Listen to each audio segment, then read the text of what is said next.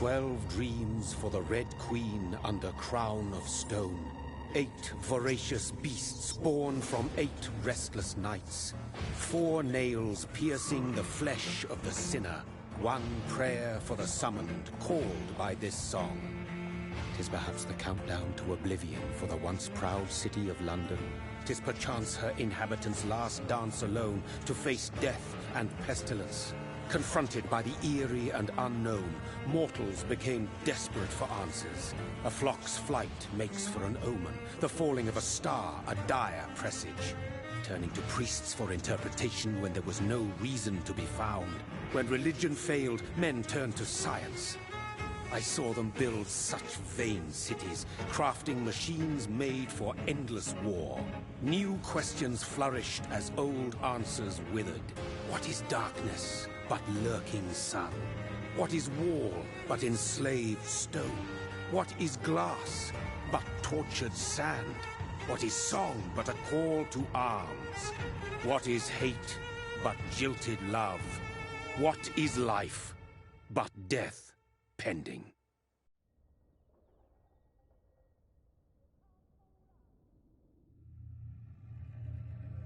Death. Since the apple was plucked from the sacred tree, mortality was believed to be God's punishment. A righteous snare to keep mankind from ascending to the stars. They were all so wrong.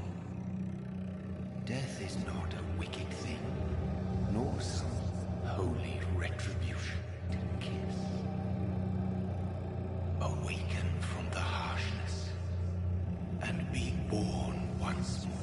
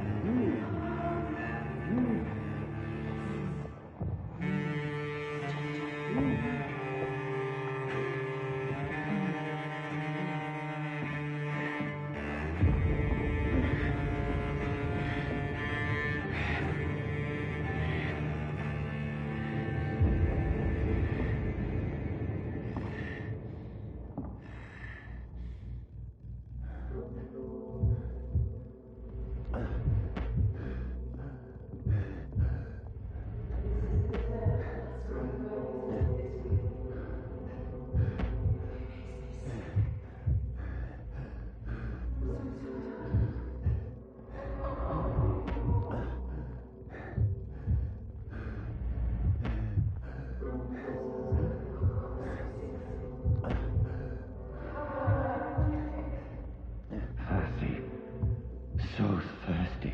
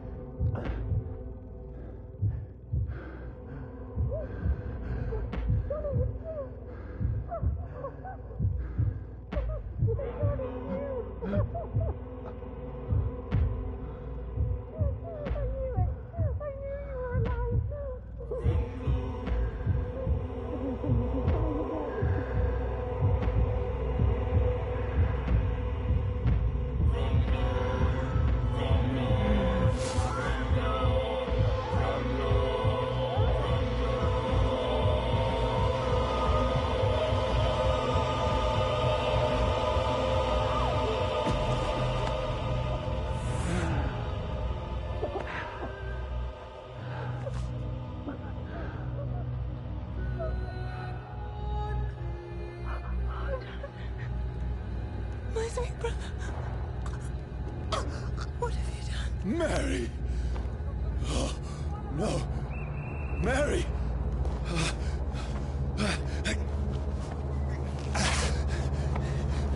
Hold on. Please, hold on. Oh, God.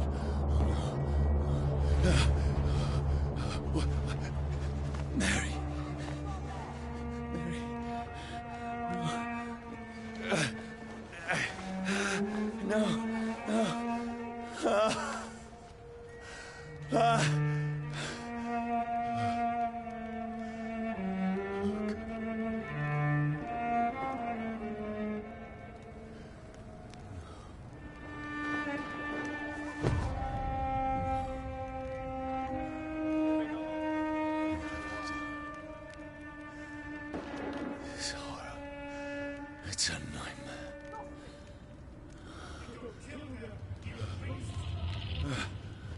No! Please, a moment, let me explain!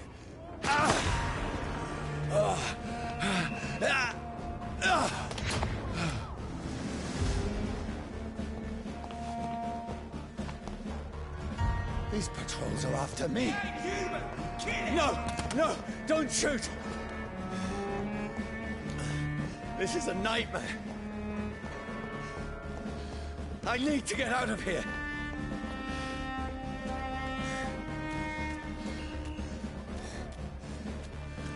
This can't be happening.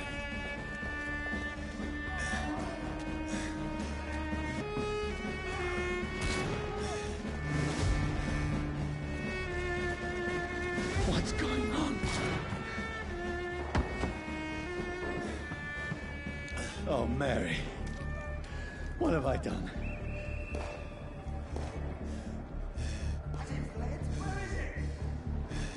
What's all this about? Tricky bastards. Now, I can defend myself. Shit, where'd it go? Kill that thing! Where'd it go? Over there! Fuck! Who are you? Stay back! Don't let it stop. Sorry, but you left me no choice.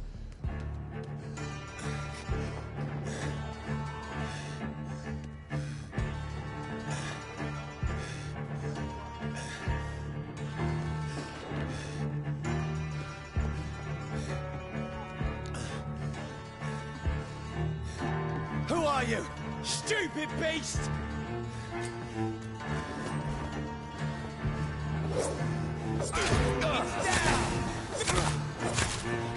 Sorry.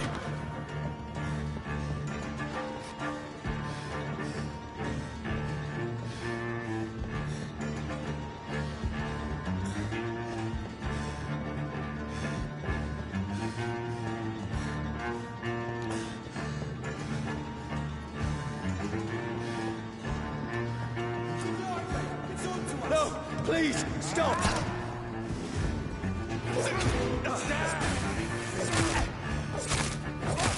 Who are you? One of them vermin. What do you want?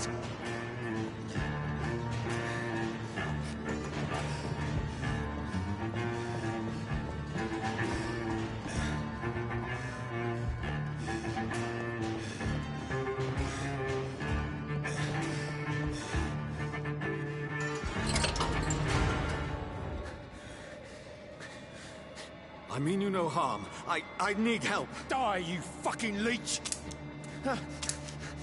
Please, listen to me. I can't make any sense of this. Shut up, beast! Who are you? What is this all about? What in God's... That'll do the rest of the job. Just leave me.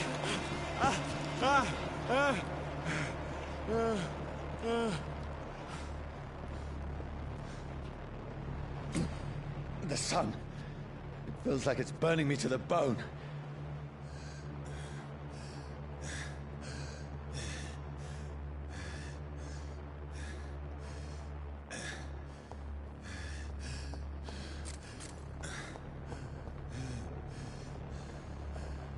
I need to find somewhere to hide. Let me go!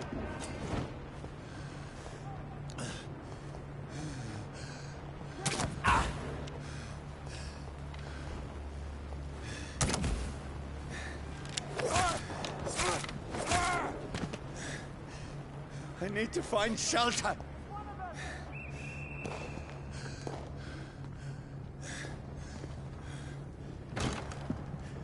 Is anybody there?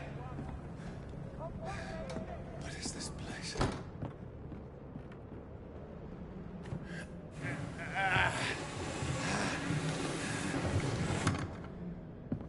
The place seems abandoned. I should be safe enough here.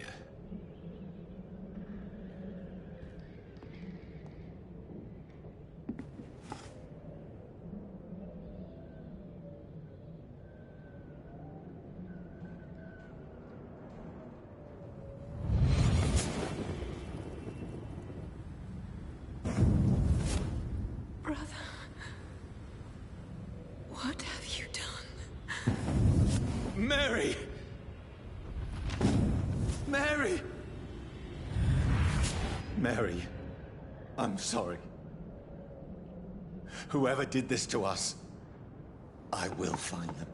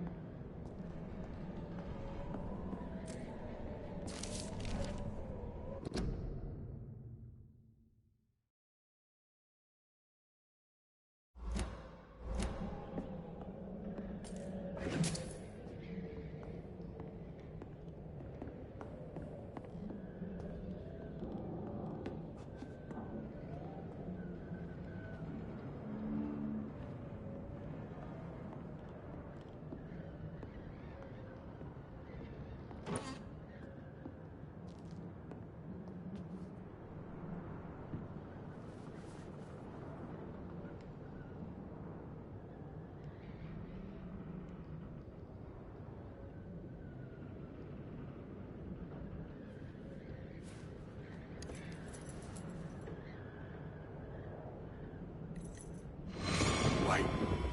This one's dressed up fancy. Let's run through his pockets. Picking the dead's pockets? Are you serious? I've still a rent to pay. He's got no more responsibilities. The takings. I suppose we are undertakers. Now, give him an Eve.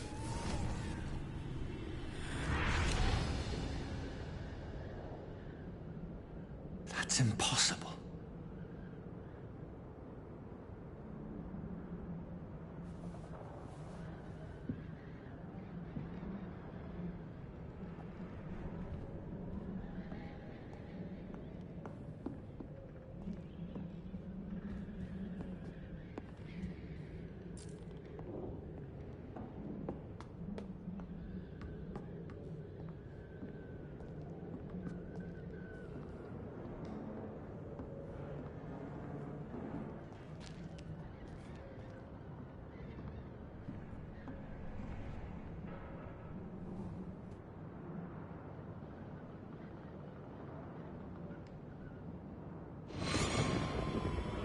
Dreams for the Red Queen that sleeps under crown of stone, that she might linger longer, her eyes as white as blood. Who goes there?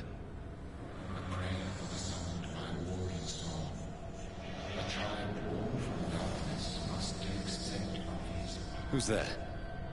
Are you referring to me?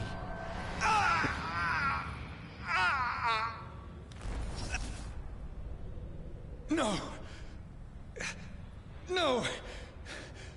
I still have so much to accomplish.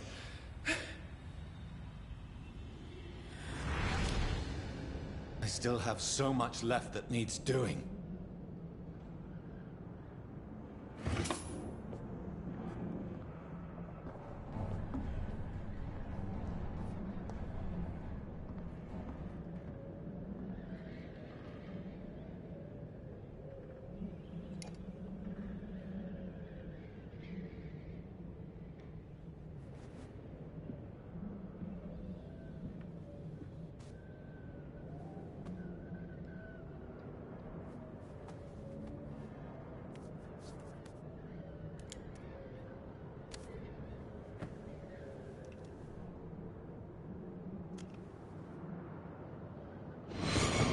Johnny, this one's lost. We need to leave. And now! No! There's time. I can save him. That's the enemy coming! The orders are to evacuate the hospital! Done. He'll live. And now what? We fight. Killing is a hell of a lot easier than healing.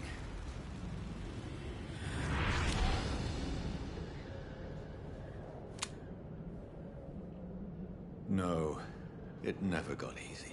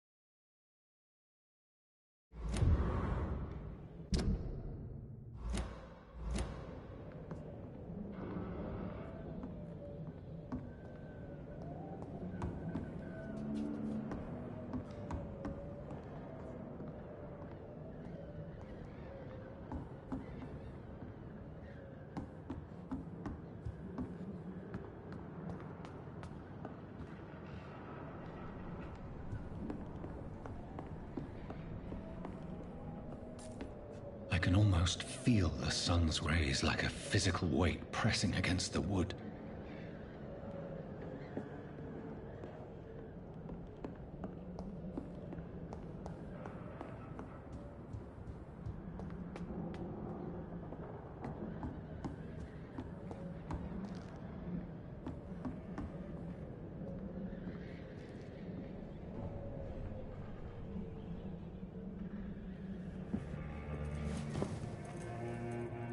This makes no sense. None of it. No sense at all.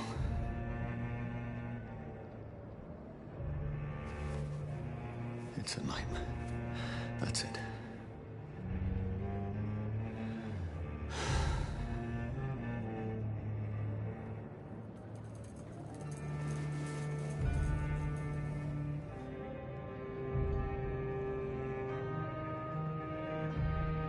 So be it.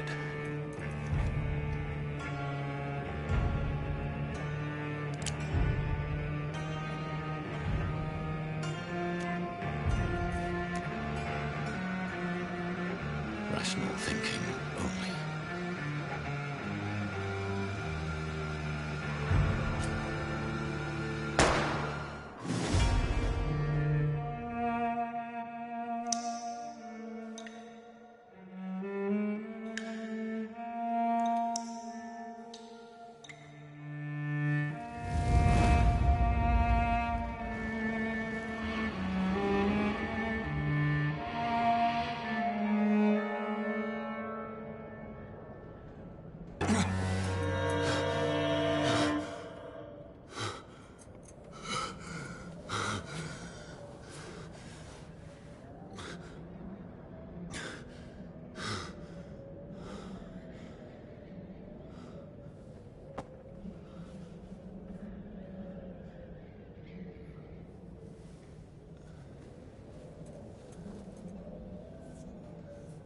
This is absolute madness. I've lost touch with the real. Madness it is. As mad as the moon.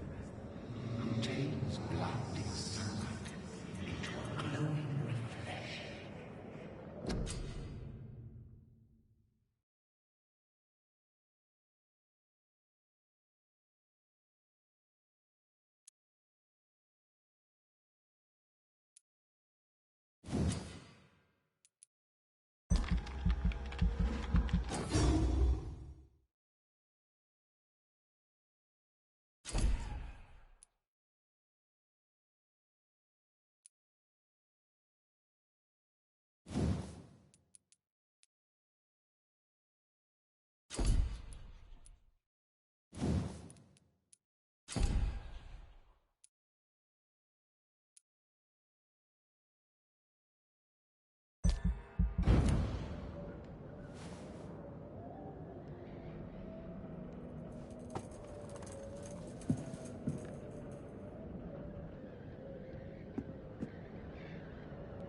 Voice in my head.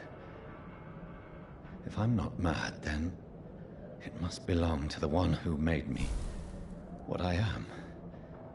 I must find him to understand what I have become.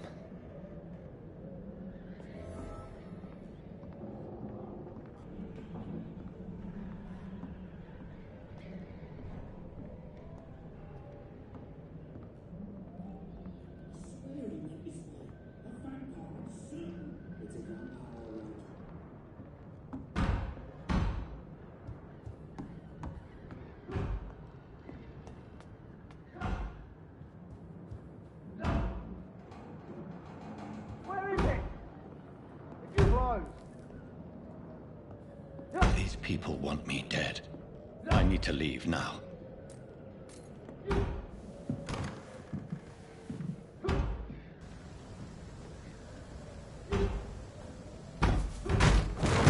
Here's the leech. Here!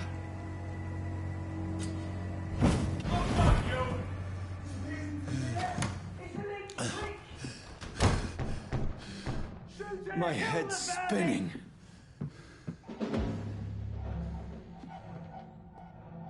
Oi! Come out, you coward! Fucking please.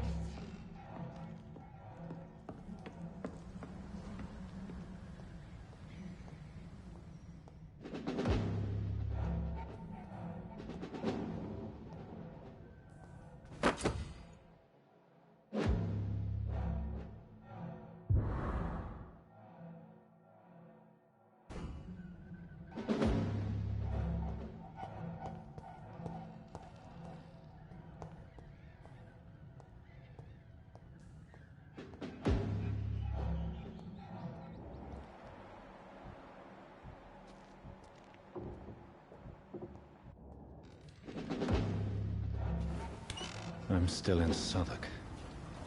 I must reach the West End. Go back home.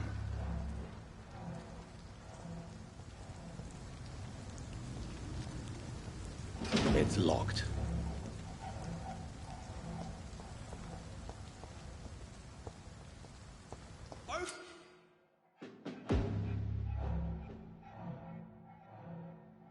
Vermin! There's one of them vermin!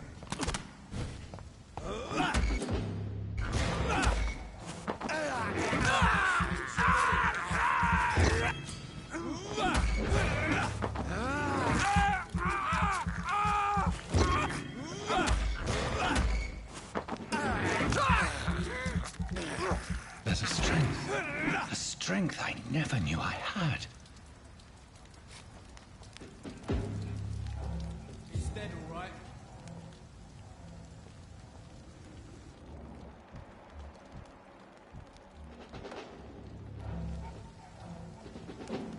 Oh, this one stinks already. See them fancy clothes? This one's a top boy!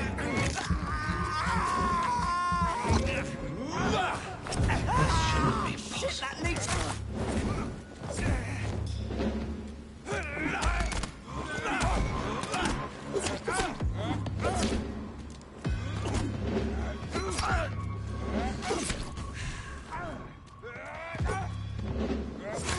Every sinew, every fiber of my being is afire.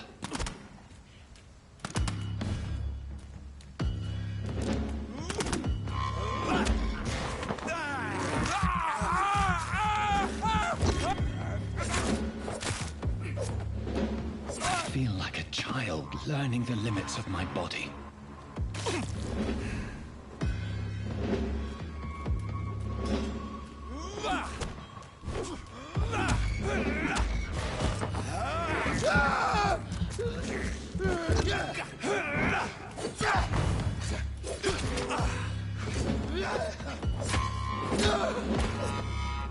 My strength, my reflexes. I'm not human anymore.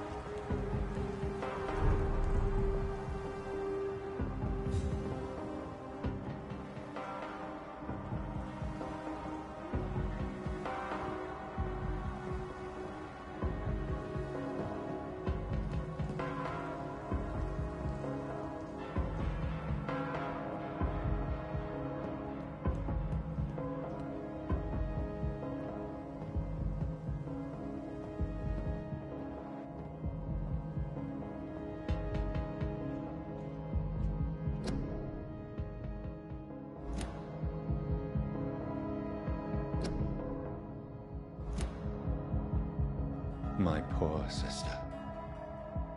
If only I had controlled my need for blood. Mary, someone will pay for what happened to you. For what happened to us.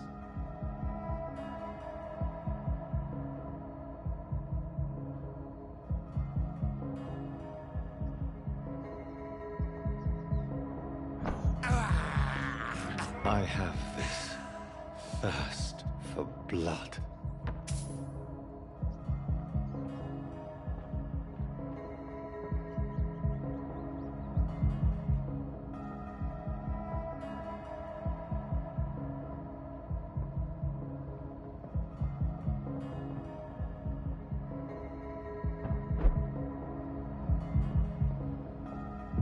The dizziness from the jump. I can now control it.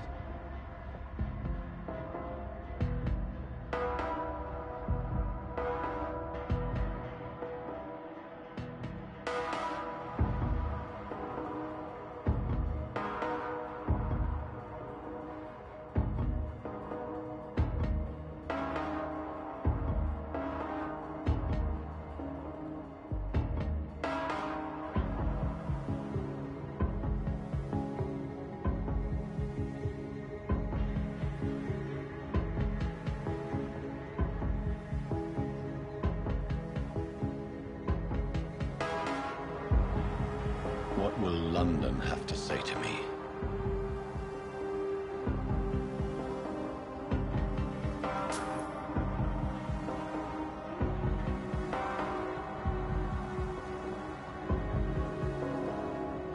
I've so many questions unanswered.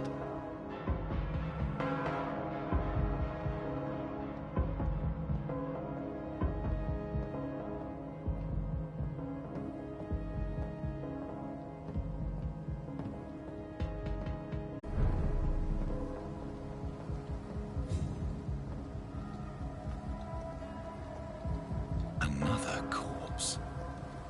Have the very streets of London become a mausoleum?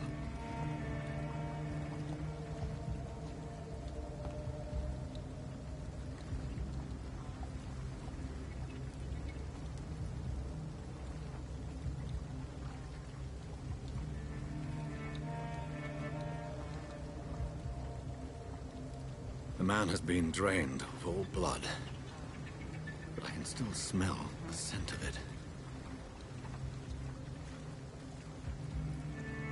I follow the scent's trail. Perhaps it will lead me to my assailant. Fresh blood. The smell is so strong.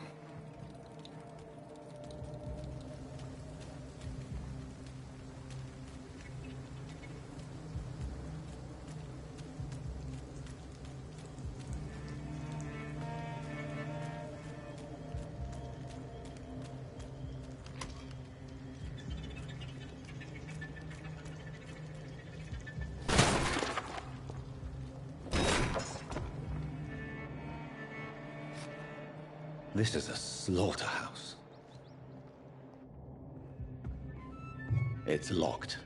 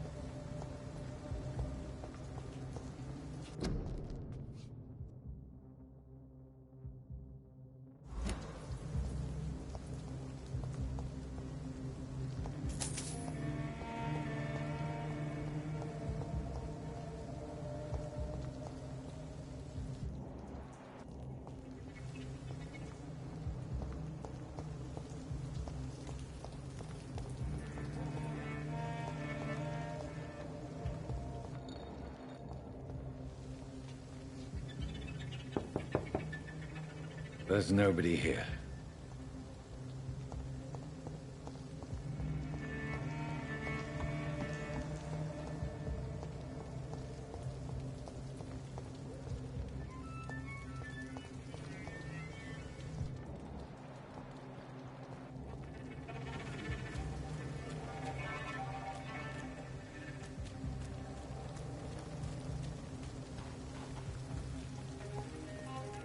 There is no one in sight. Something dire must have come about.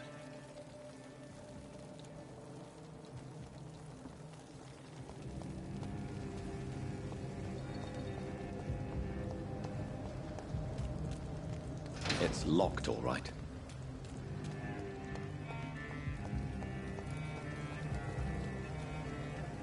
Where has everyone gone?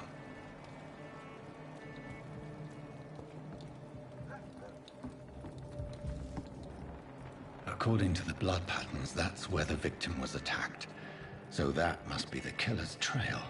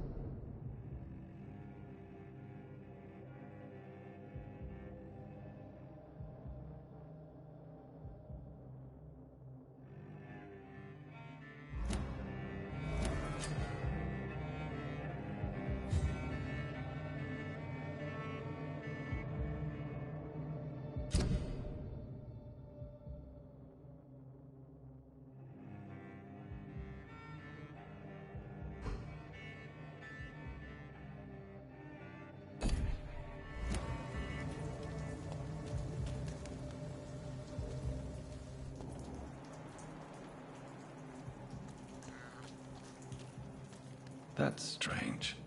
The trail is very erratic, as if the killer was drunk or hesitant.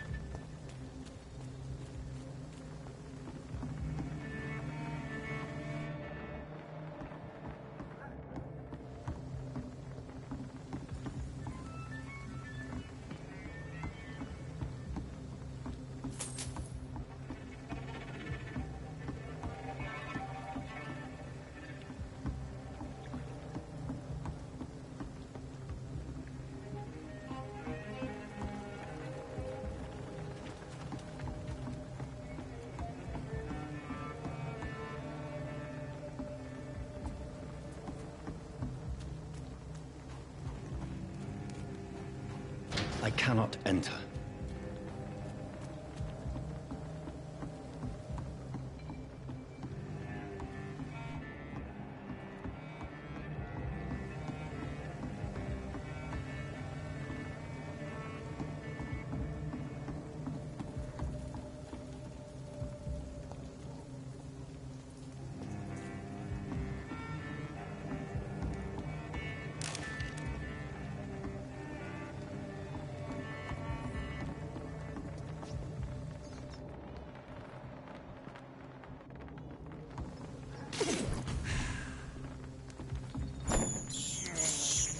This is despicable.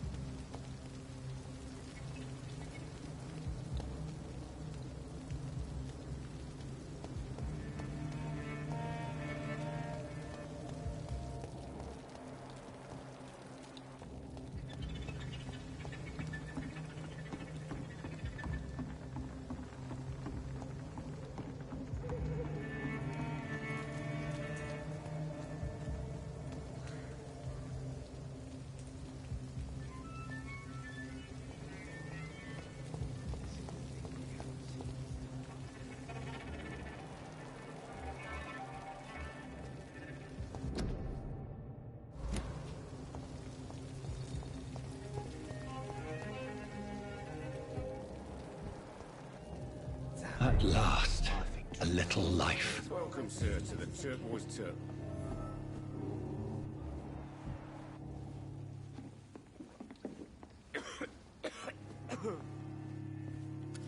Good evening, sir. I wondered if I could ask for your help. Wow, you look like you need a drink. Yes. I apologize for my outfit. It's been a long night. Been there, seen that. Don't worry, things can only get worse. Has anybody entered the bar recently? Can't say. Sorry. I spent the night making love to that gorgeous bottle, see? This isn't... This is a free country. People still have the right to come and go, don't they? What's going on around here? It's like everybody is hiding. You must be new here. Have you not heard about the murders? Everybody fears the return of the sewer dog. Who is this sewer dog? It's the local bogeyman. Convenient answer for every crime that happened for decades. You murdered someone, blame the sewer dog, eh? You make it sound like it's a fairy tale. People will always believe in monsters. It's easier than accepting their own darkness. We can all be monsters. I'll leave you to your bottle, then.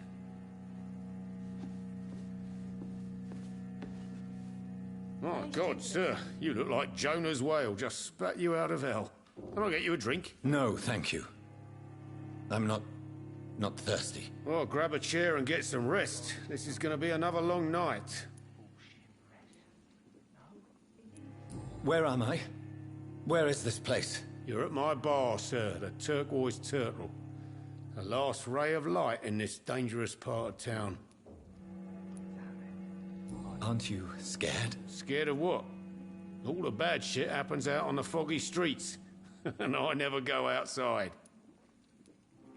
So you're open all night? Yep. Figured people might need a place to rest in these dark times. Why is it going to be a long night? You must be new around here. Don't you know about the murders? Tell me more about these murders. Every morning for the last few weeks, bodies have been found. And those poor sods didn't die of flu. Do the police have any leads on a suspect? Even before the outbreak, coppers never came round here. We're on our own. People die in these parts all the time, and no one cares. I'm looking for someone who might have passed through here recently. Wondered if you might help. It's been quiet tonight. The only other person I've seen went straight up to his room. Thought it was kind of rude, actually. You mean he's still here? Well, yeah. He paid for the entire week. How long has he been here? He rented the room a few days ago and didn't say when he'd leave. Who is this man? What does he look like? Well, like a gentleman, I guess. Well-dressed, quite polite. A professor or something fancy like that. Always writing, reading notes. I need to meet this man. I have questions. Just climb the stairs and knock on the first door. I heard him open his window, so I guess he's still awake. And, Yes? no funny business, you hear me? This is a respectable establishment.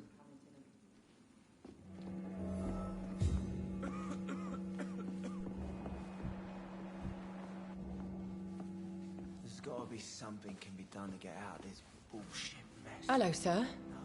Are you all right? Is there any way I can help you? I don't know. Maybe you could just talk to me. Maybe you prefer to speak with Tom, then. He's more agreeable talking to strangers. What's going on around here? Where is everyone? Too many dead, sir. First the epidemic, and now all these terrible murders. The murders. What can you say about them? Bodies found in the streets every morning. Drained of blood. It's just horrible. Some say the sewer dog is back. The sewer dog? What's that? No one knows. People have always disappeared around these parts. The ancients say it's the sewer dog coming out to feed. But now he's killing in the streets. What have you heard about the epidemic? There's a Spanish flu. Yeah, killed so many last summer. Thought we'd seen the last of it. Dozens dying every week. Are the authorities doing anything? Nothing. There are so many quarantine zones in London now. It's gotten really hard to travel across town. What is this place? This is Tom's bar, the Turquoise Turtle. I'm the barmaid here, Sabrina, if you want to know. Are you always open this late at night? No, it's only since the epidemic started. Tom thought that people may need a safe place to stay. You don't seem to have much business. Where is everybody? Well, most people are sleeping right now. And those that are awake tend to avoid going out. What with the murders and all. I just want to talk. I didn't mean to scare you. I'm not afraid, sir. It's just I've other customers to take care of. I only see one customer. Oh. Well, yeah, of course. I mean, I best check on them. I'll leave then. Thank you.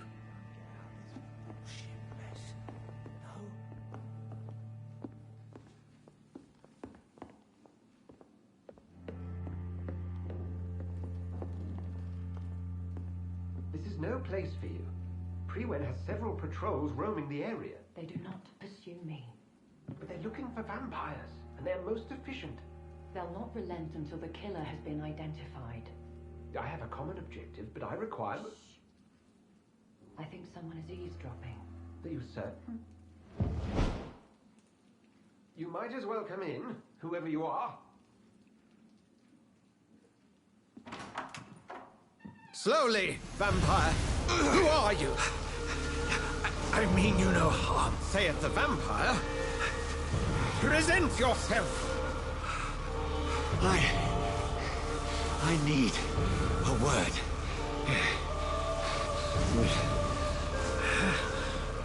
Anyone.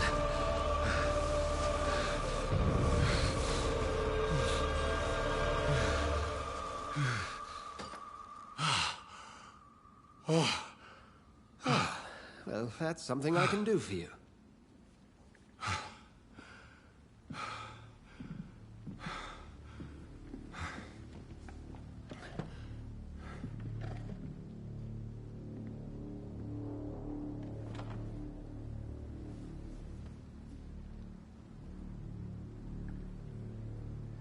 And who might you be?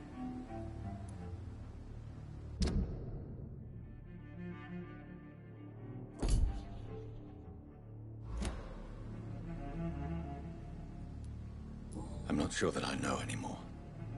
Might I at least learn the reason of your presence? That's none of your concern. Sir, you have entered my room in the middle of the night, pale as a corpse and shaking like a tree. So please, indulge me. Someone is molesting people. In fact, killing them. Biting them. The calling card of a vampire. Like you.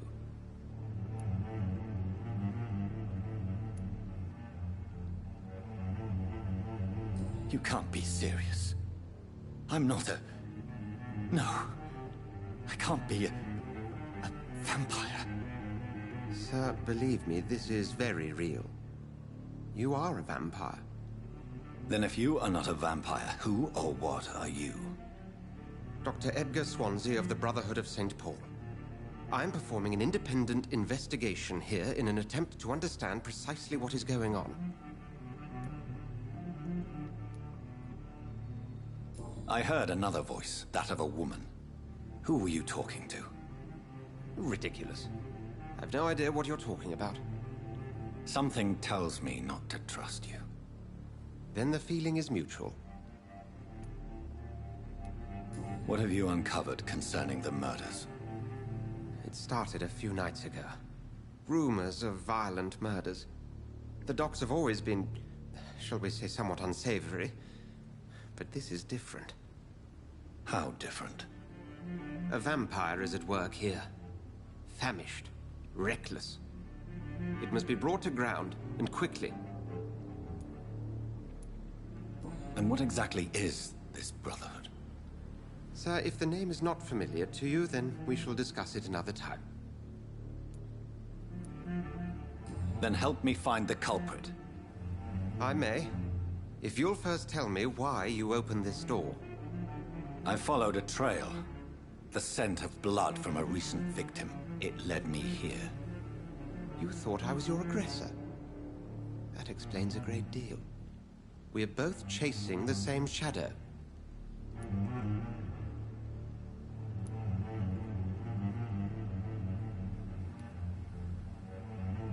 Perhaps. This is all new to me. I'm not even certain what I'm looking for. You should let me handle this affair. You've no idea what you're up against. No. I will find the monster. He is mine. How will you do any better than I? But then let me ask you this. What are your intentions if you find the killer?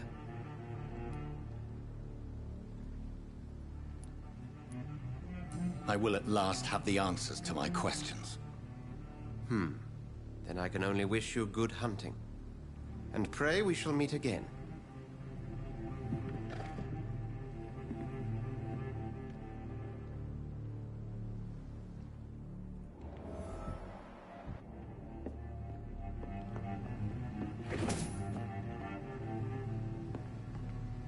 Are they stupid or something?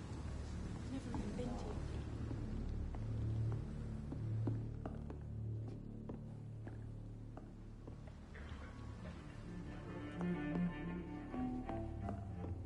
There's gotta be something can be done to get out of this bullshit mess. No. If Swansea is not my attacker, it means somebody else came here tonight. Someone must know something. Evening, sir. Can I help you? I have a few questions for you. Well, if you must. I spoke to Dr. Swansea. He's not the man I'm looking for. Now, I want the truth. The truth? I'm just the barmaid here, okay? If Tom says you're the only visitor we had, then you're the only visitor we had. I can feel your fear, madam. Please, tell me what's going on. It's Will. William Bishop. He came in here earlier tonight and he... Well, I thought he was going to clock someone. Why are you so afraid? I mean, his skin. His hands. I scrubbed every glass and every chair that he touched. God, I hope it's not contagious. What happened tonight? He was dead drunk, as usual. But my God, his eyes. His face. He must have caught something awful. He shouted and cried. It was terrible. Tell me about this William Bishop. Will was a sailor who worked at the canning factory before he lost that job. A nice bloke, really. He's never been violent. Until tonight. Why keep it a secret? Why not tell me about it? Tom's nothing if not loyal. After Will lost his job, he offered him one ear. They used to be good mates.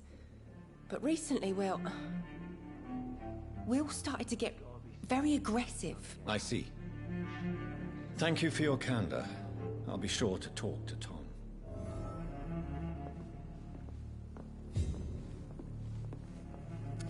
Hello, sir. May I disturb you again? And you're still ugly as sin. I'll leave you to your bottle then. Welcome back. Did you find what you were after? I can't say I have. Are you sure no one else came into your bar before I arrived? Hey, I told you, you were the only other stranger I've had.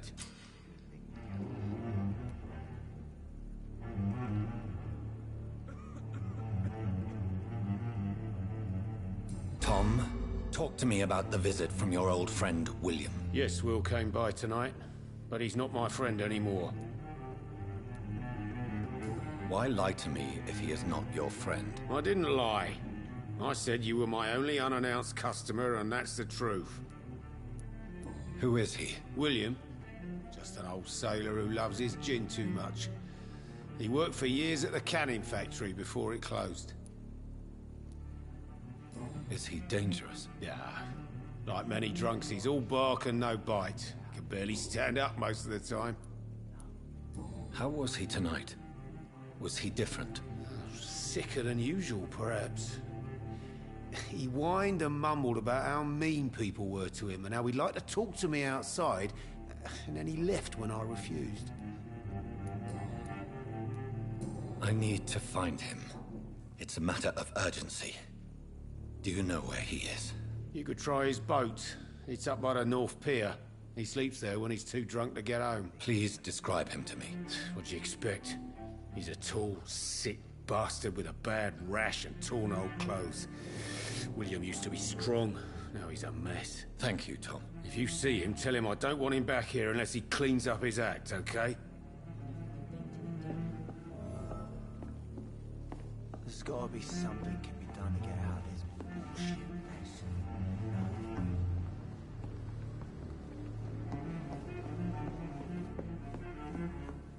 I think I'm losing the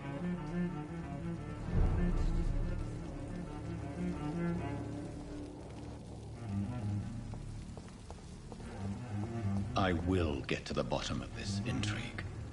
What's been done to me, to this city.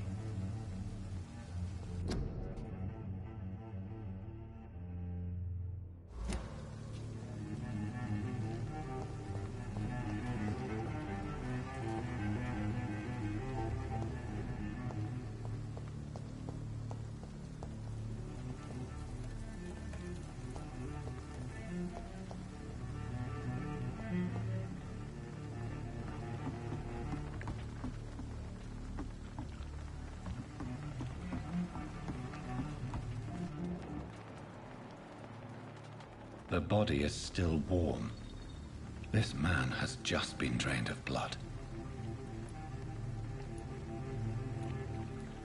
This man was armed. He tried to defend himself. What's this? Some sort of note.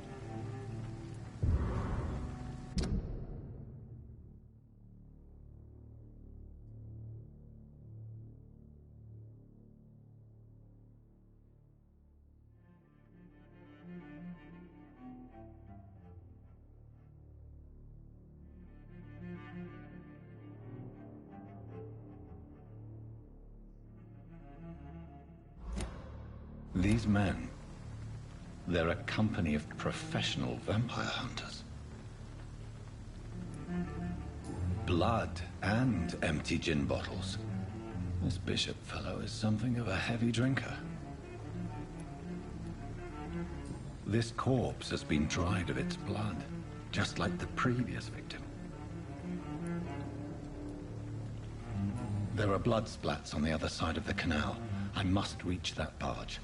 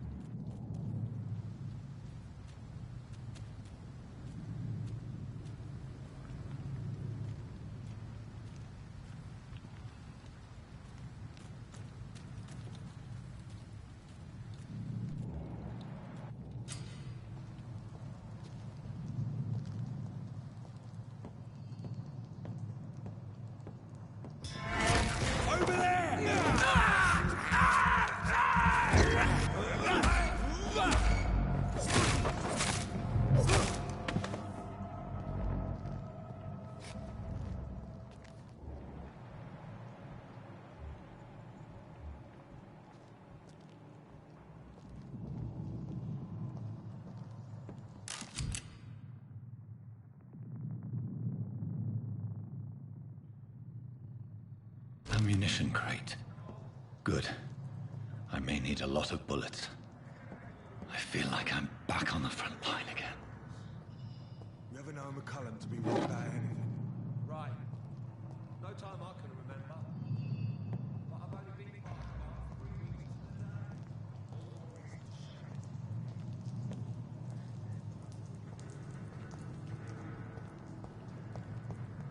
about 3 weeks today. It's fair enough, Tom. But why do they hide where it...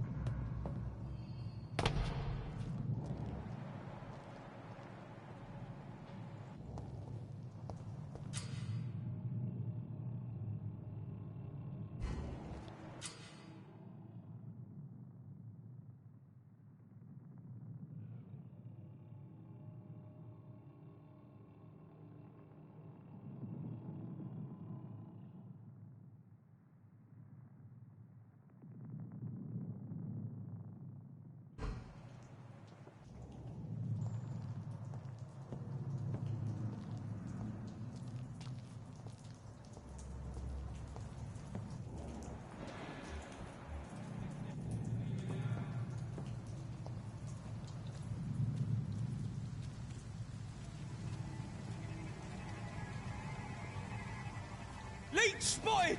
Watch out! Burn it, boys!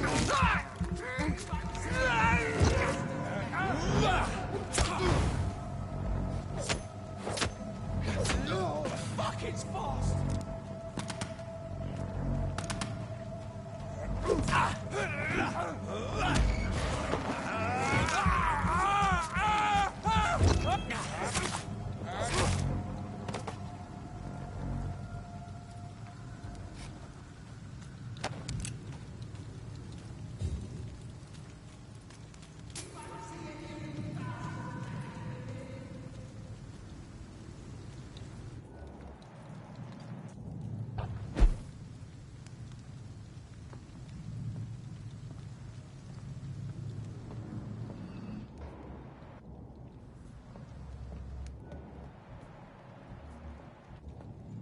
That's this nest of them cleaned out.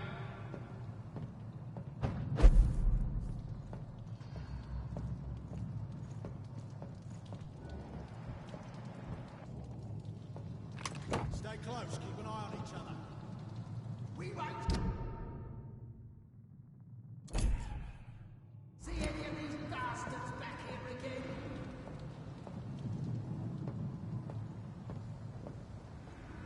Go back home, idiot!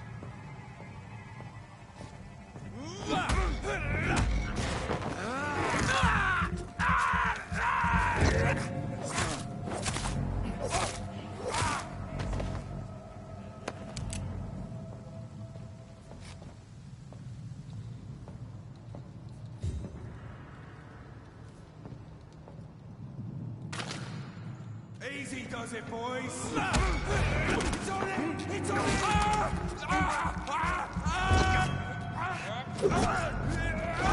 Filthy piece of shit!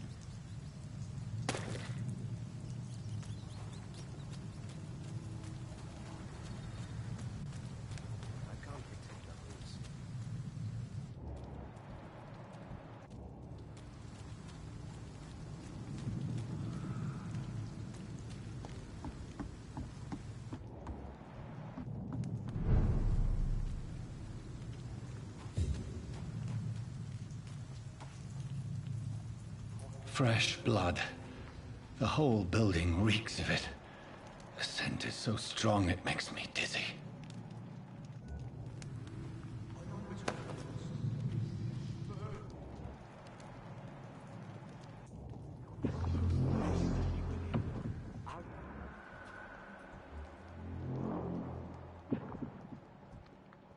Drink outside tonight already and it did not quench my thirst. I must have more. Oh dear God. William, please stop. Just to see, but I promise. You're my last and dearest friend.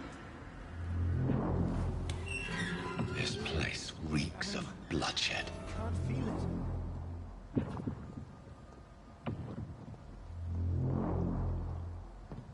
Will please This creature is bedeviled. I must put it down.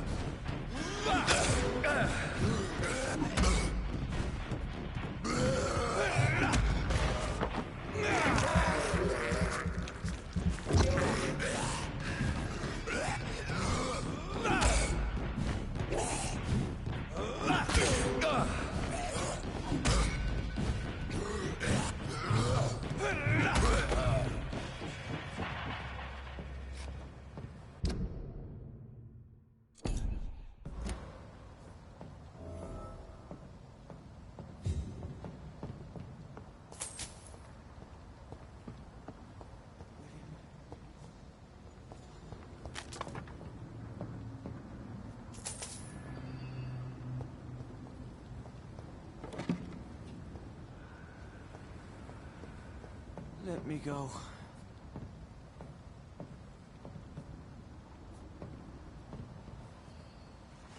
William was an honorable man. I could have saved him. Mr. Hampton, are you in there? I knew him well, another lost soul, a kindred spirit. Sir, listen to the sound of my voice. I'm a doctor.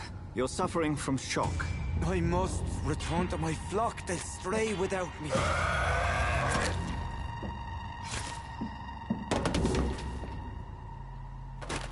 Remember, certain skulls are every bit as resistant as we are. Who are you? What do you mean by skull? You truly are a newborn. I should have realized. Wait. You are the woman from the bar. Are you... like me? Can you help me? I believe, sir, I already have.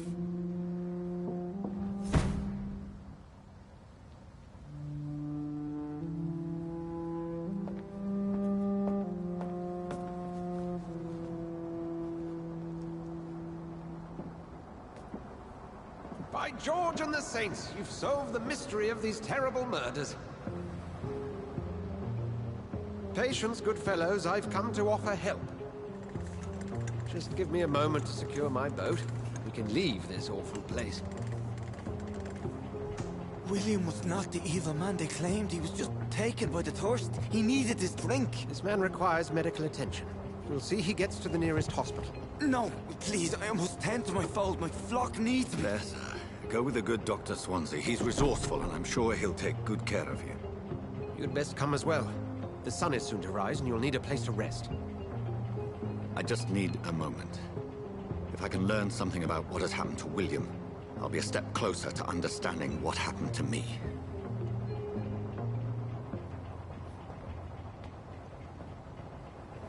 This poor creature can't be my maker. Could it be some subspecies of vampire? I must find a place to analyze the blood.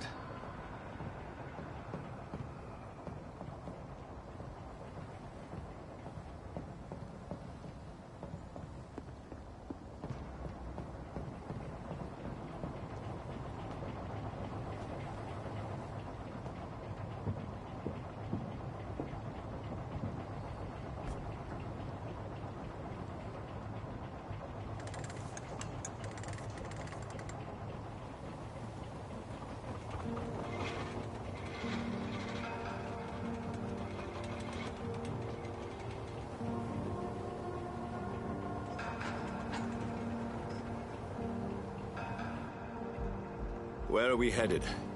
We're on our way to the Pembroke Hospital. It's just across the canal. They'll have a bed for poor Mr. Hampton. William was... what manner of creature was he? Predator, prey, villain, and victim. Who can say? The important thing is that he's been stopped. Duly noted. And the woman? What... who is she? What woman? Oh, don't play me for a fool. You used me to locate that skull. You must know who she is. And I thought you a gentleman. You shouldn't talk about a lady behind her back, but I will tell you she values her privacy. Were London as peaceful as she appears from the middle of the canal? If only that were the reality of the situation. To be honest, I've always tried to avoid this part of town. Pembroke Hospital is the last bastion between the rest of London and the epidemic. The flu has decimated the East End and the war still rages. Welcome to the front lines of a plague. This is where you work, Dr. Swansea? I am the administrator of Pembroke Hospital. I thought you were here in service of your mysterious order, the Brotherhood of... Of St. Paul's Stole, yes. But first and foremost, I'm a man of science. A physician, like yourself, Dr. Reed. How do you know who I am? No need for modesty. You are Dr. Jonathan Reed. A surgeon of some caliber and renown, if I'm not mistaken. You are correct, sir. I knew it! I had my suspicions. But when you took the blood sample from the corpse of poor William, I was certain. Dr. Reed. Marvelous. Have we met? I attended 3 of your seminars before the war. I have the utmost admiration for your research. And what a turn of fate. England's most esteemed blood specialist returns to London a vampire. That word, again. From a so-called man of science. I understand. Traditionally, the role of science is to refute myth, but when myth walks among us, the Brotherhood of St. Paul has dedicated its purpose to their study. There's so much for you to learn. Of that, you are right. Well, then let me be blunt. Join my staff at Pembroke Hospital. As a physician. This is sudden. I was returning home to see my sickly mother. But alas, that was before contracting this... affliction. Dr. Reed, take a moment to consider. The post would be for the night shift, providing a good explanation for your absence during daylight hours. You'll be adequately reimbursed, and have a place to hide. I even had the forethought to bring some clean clothes. So, what do you say? It seems I have little choice, but yours is a generous offer, so I thank you. Brilliant! Oh, Jonathan, this is one for the book, and the beginning of a beautiful friendship.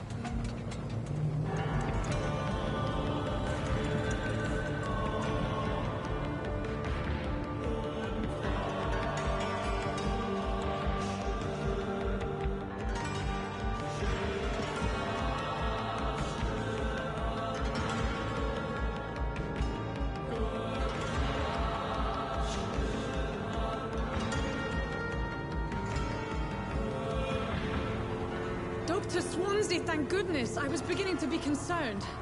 Worry no more, Nurse Crane, for I bring good news. Oh, Doctor, what a night. We lost 2 more patients. Nurse Scow said she couldn't take it anymore and resigned. Yes, well, I'll make a new rota in the morning. In the meantime, find a good bed for Mr. Hampton. Be sure to pay attention to his needs. Of course, Doctor. Oh, and Dorothy? Yes, Doctor?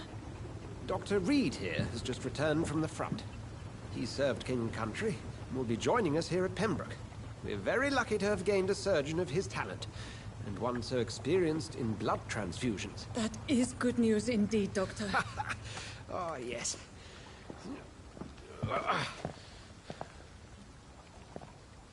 Here at Pembroke, it's not what we have, but what we haven't. It's only thanks to Nurse Crane and the staff that our ship is in sync. If you have any questions, just ask her. Duly noted. Thank you. Your assistance is required, Dr. Swansea, immediately. Welcome aboard, Jonathan. We'll catch up after my rounds. Coming, Nurse Crane. I'm coming.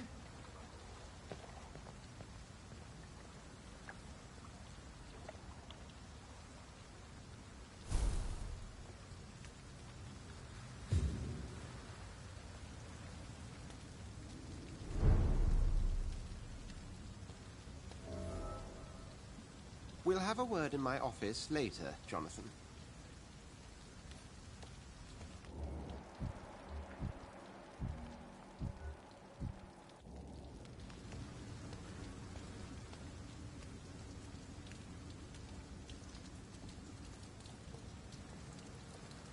Come on, you bastard! You can do better than that! Nah, it's my turn!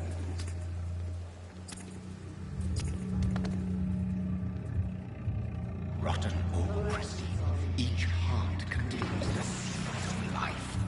Drink at this river, try it all.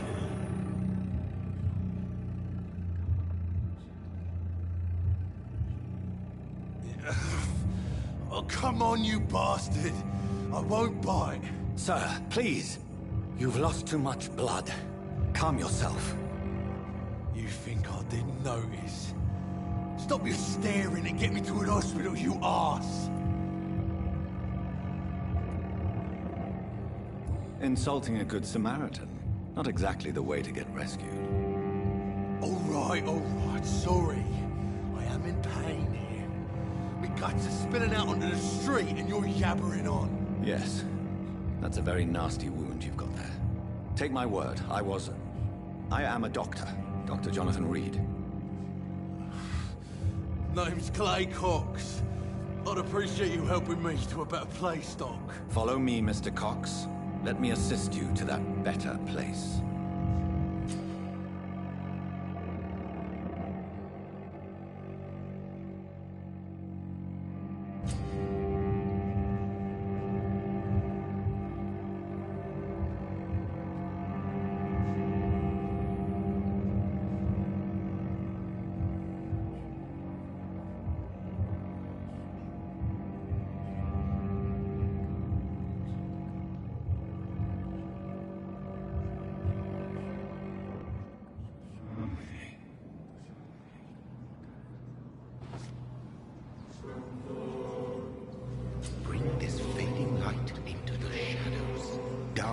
him the dance of life and death.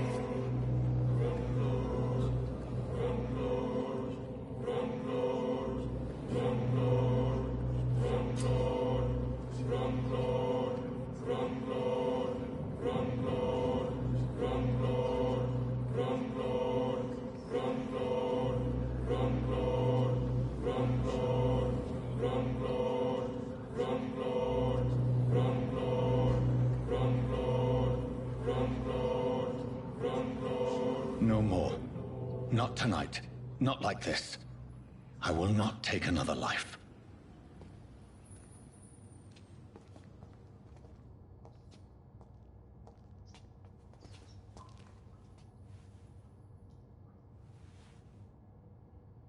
Whoa, I feel giddy.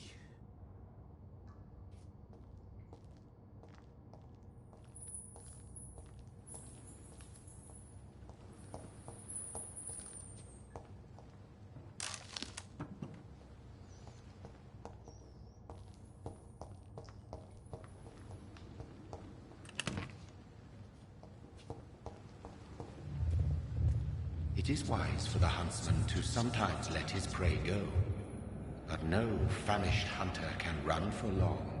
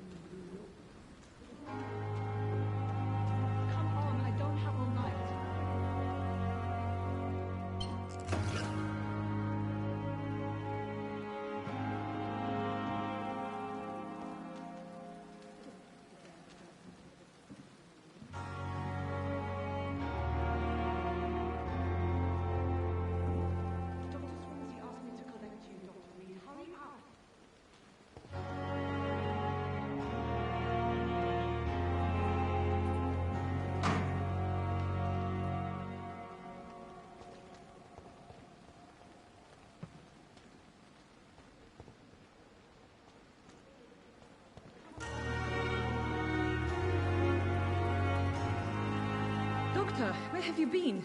I've little time to play hide-and-seek with new staff members, no matter how illustrious they may be. I found a wounded man by the docks. He answers to the name of Clay Cox. He requires urgent medical attention. Already making the rounds? That's the Pembroke spirit. I'll ask our porter, Milton, to bring him back immediately. Thank you, nurse. What can I do for you? Dr. Swansea insisted we provide you a quiet office. You'll find it on the second floor with your name on the door. Thank you. Nurse Crane, isn't it? Yes, Dorothy Crane. Welcome to Pembroke Hospital, Dr. Reed. Your office has been prepared. I would like to ask a few questions first. What kind of man is Dr. Swansea? Well, you accepted the job from him. I thought you would have known about your employer. Apologies, I've only just met him the once. This is sudden. I've only just returned to England. Dr. Swansea is a brilliant surgeon and the most compassionate physician. It's right to assume Dr. Swansea knows far more about me than I do about him. You'll get to know him soon enough, and better than me. The administrator has better things to do than mix with us.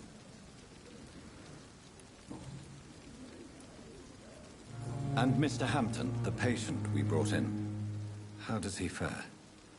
I gave him a sedative to help him sleep. Poor thing was in quite a state of shock.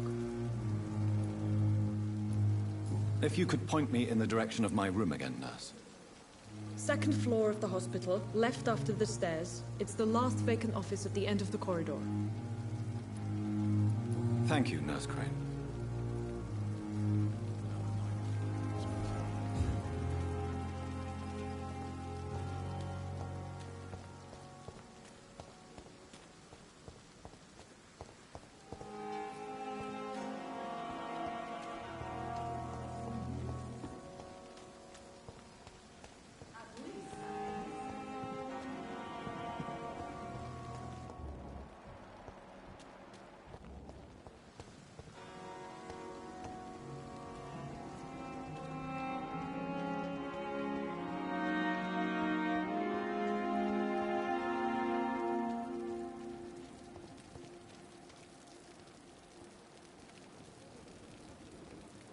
Good evening, nurse.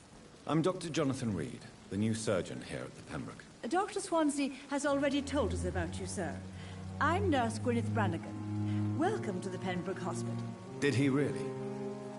It's a good thing I wasn't hoping to keep a low profile. All members of staff have already read about your new blood transfusion technique. Dr. Swansea made sure of that. I see.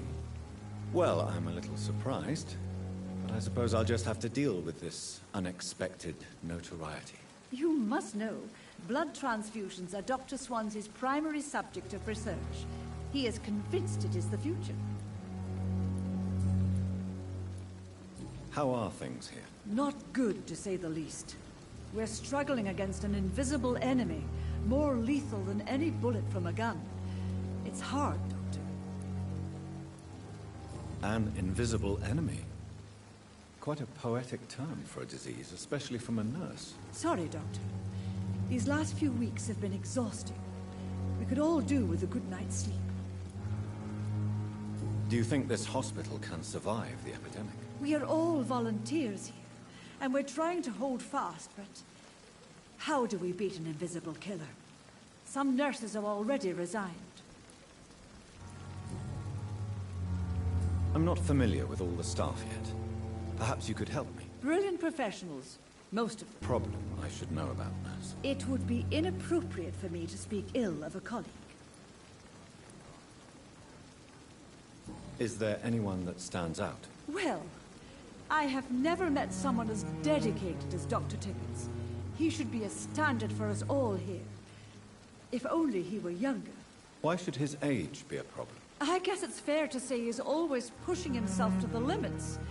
He just doesn't know when to stop and get some rest.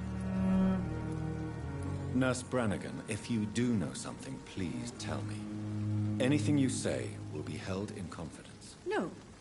I may disagree with some conduct, but in the end, everybody is doing their best.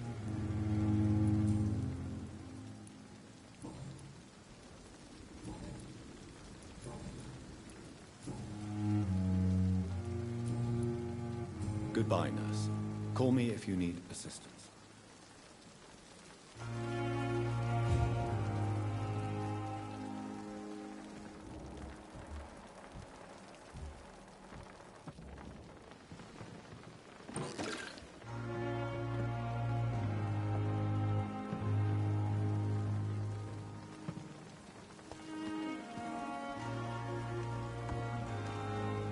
Good evening, sir. I'm Dr. Jonathan Reed. I'm new here. I've already heard about you, Dr. Reed. I'm Milton Hooks, the ambulance driver for this shithole of a hospital. That's quite a blunt introduction, Mr. Hooks. You can call me Milton. I like to speak my mind, Dr. Reed. Perk of the job.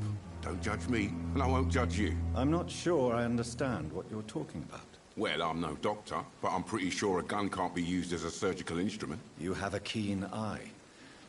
I learned to shoot during the war, and have carried one ever since. Old habits die hard. No need to explain, Dr. Reed. And if you ever need a better gun, remember, I may have something for you.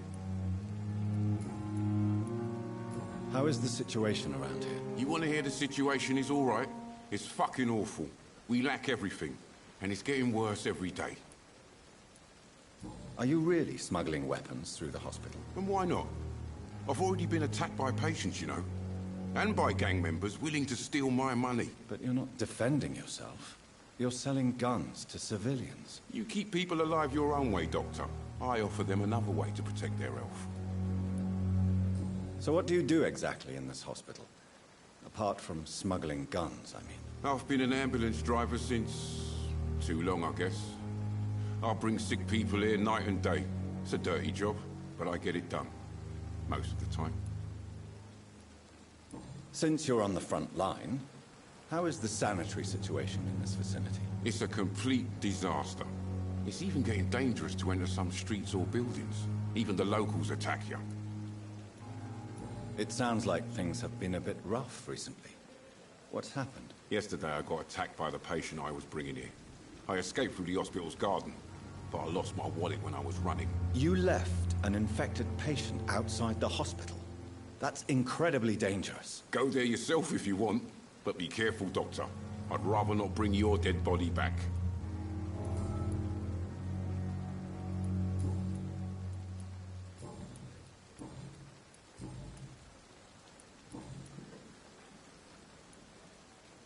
I'd like to see your goods. Wise choice, Dr. Reed. A reliable gun is what everybody needs these days.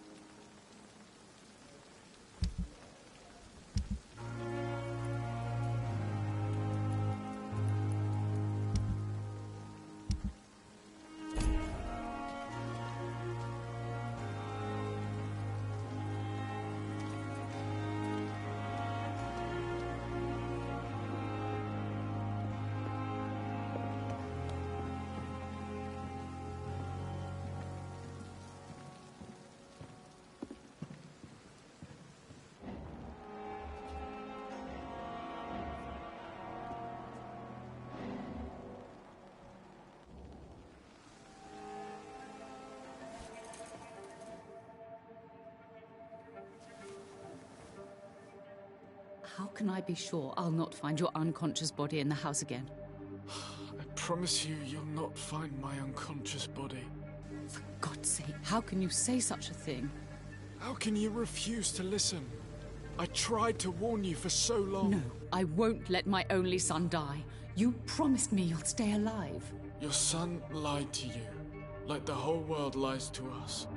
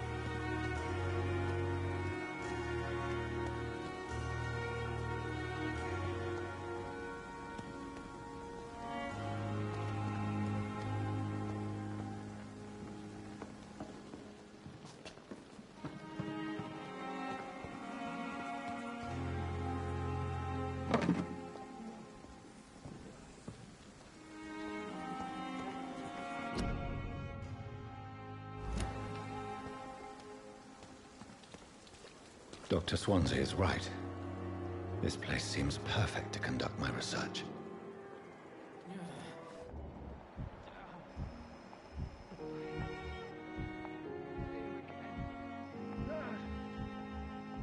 wonder what your last thoughts would be,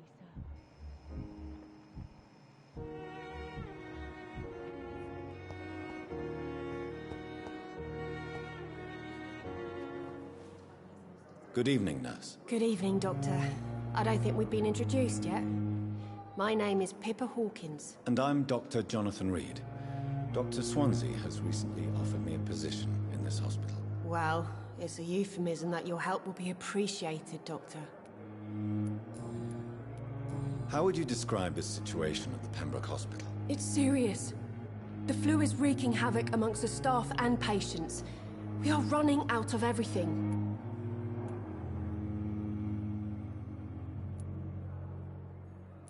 You must get a hold of yourself, nurse. Sorry, I'm exhausted. No one has any idea when this epidemic will be over. Nurse Hawkins, the Spanish flu won't last forever. Even the Black Plague didn't kill everyone. I wish I could believe you. But what if this epidemic was worse? What if in the end, nobody was spared? How is the Pembroke staff coping with the epidemic? Well, not well. Milton, the ambulance driver, is even more grumpy than usual, especially concerning doctors. Why is Milton grumpy on a daily basis? Is it just an act? Milton's not the kind of man who's bothered about a bad reputation, whether he deserved it or not. Why does Milton dislike doctors? I don't know. Just ask him. But be warned, Milton is not the chatty type. How long have you been a nurse? Or long enough to see that the epidemic is winning. And no matter how qualified you are, don't tell me you'll change that. You're right. When dealing with such a terrible disease, one must remain humble. But that doesn't mean we shouldn't try our best. Sorry, Doctor. I don't want to sound bitter, but I'm just too tired to give a pep talk like Nurse Brannigan.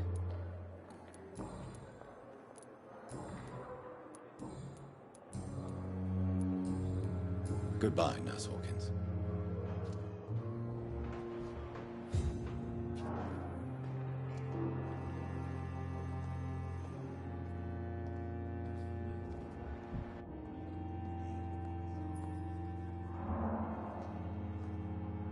Good evening, sir.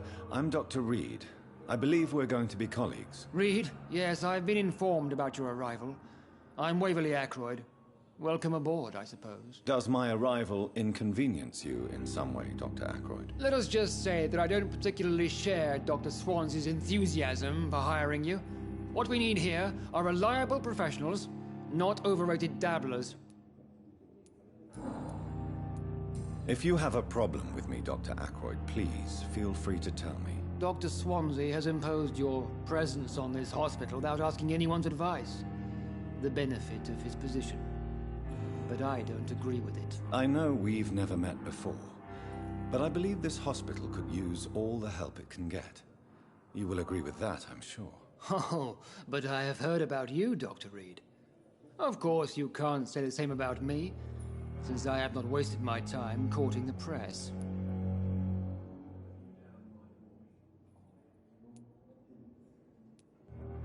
Aren't you too old for such jealousy? It really won't do you any good, you know. Don't be ridiculous, Dr. Reed. A simple glance is enough for me to know you have nothing for me to envy. Since your tenure in this hospital is longer than mine, perhaps you can tell me more about this place. Let's just say I'm tired of the carelessness around me. I have always respected the skills of Dr. Swansea, but over time his enthusiasm has become displaced. Carelessness? Exactly what are you talking about? We're here to save lives. The people who trust us are not volunteering for experimentation. They're here to be healed. I don't intend to run any radical experiments, Doctor. Even if I, as any good practitioner should, express an interest in pushing the boundaries of medical research. Modern medical methods were created through audacity and ego. But there are rules in our line of work, and they're here to protect our patients.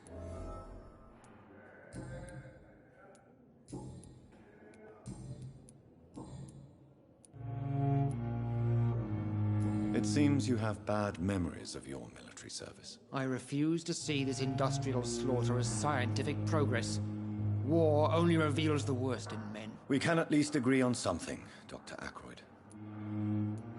I don't know what you've heard about me, but I have already proved my value as a practitioner. I don't question your skills, Dr. Reed, but your motive. Is it money, fame, or are you truly dedicated? And what exactly is that supposed to mean? I served in the war just like you. But unlike you, I did not use the wounded to play the modern sorcerer. Be careful what you insinuate, Dr. Ackroyd. I only want you to admit you used those men to improve your theories.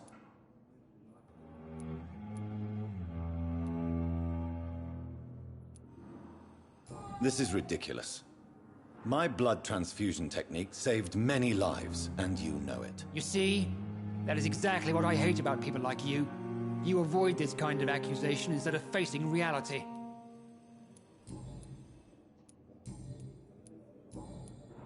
Thank you for your time. We'll talk later. This hospital seems to be falling apart. What can I do for you, Doctor? Thank you, Nurse Crane. As for me, what a blundering idiot.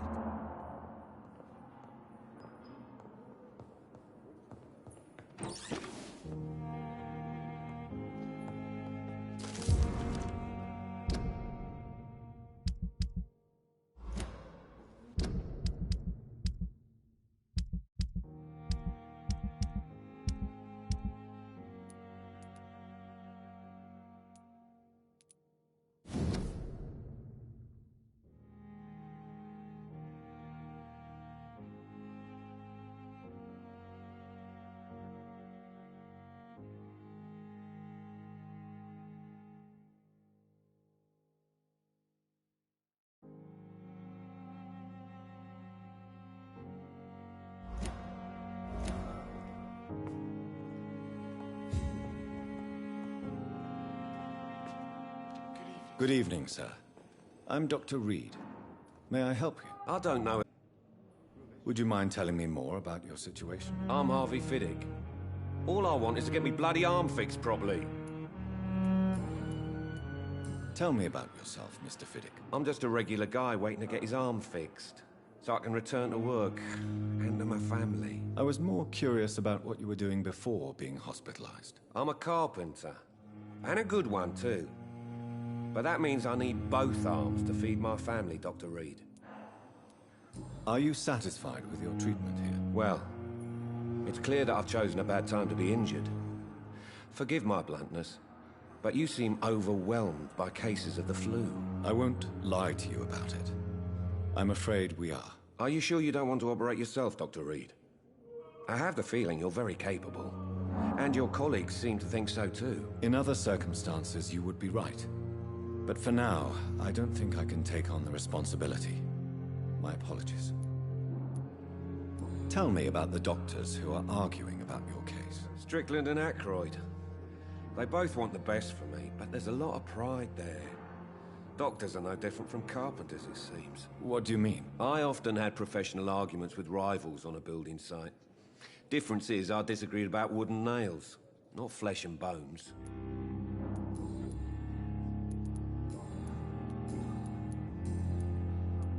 You seem worried about the safety of your family. And it's obviously the reason why your wound troubles you so much. I cannot give up on my children now. They both need me living. What about their mother, if I may ask? She died in 1915 during one of the first Zeppelin raids. We never found her body. Tell me more about the death of your wife, Harvey. 1915. I was in the army, building workshops for the Royal Flying Corps. Helen was happy I wasn't sent to the front. What happened? The Germans sent Zeppelins to bomb the construction site, but they missed their target. My wife was bringing my dinner when the bombs fell. I'm sorry for your loss. So many died during the bombings. I served in France and witnessed the carnage there. I would like to say that she didn't suffer. Truth is, I have no idea. I just know that I'm all that me kids have. Poor little bleeders. How are your children after losing their mother? They were smaller then. The only good thing about this is my Helen didn't bring them with her that night. Goodbye for now, Mr. Fiddick. I'll see you later.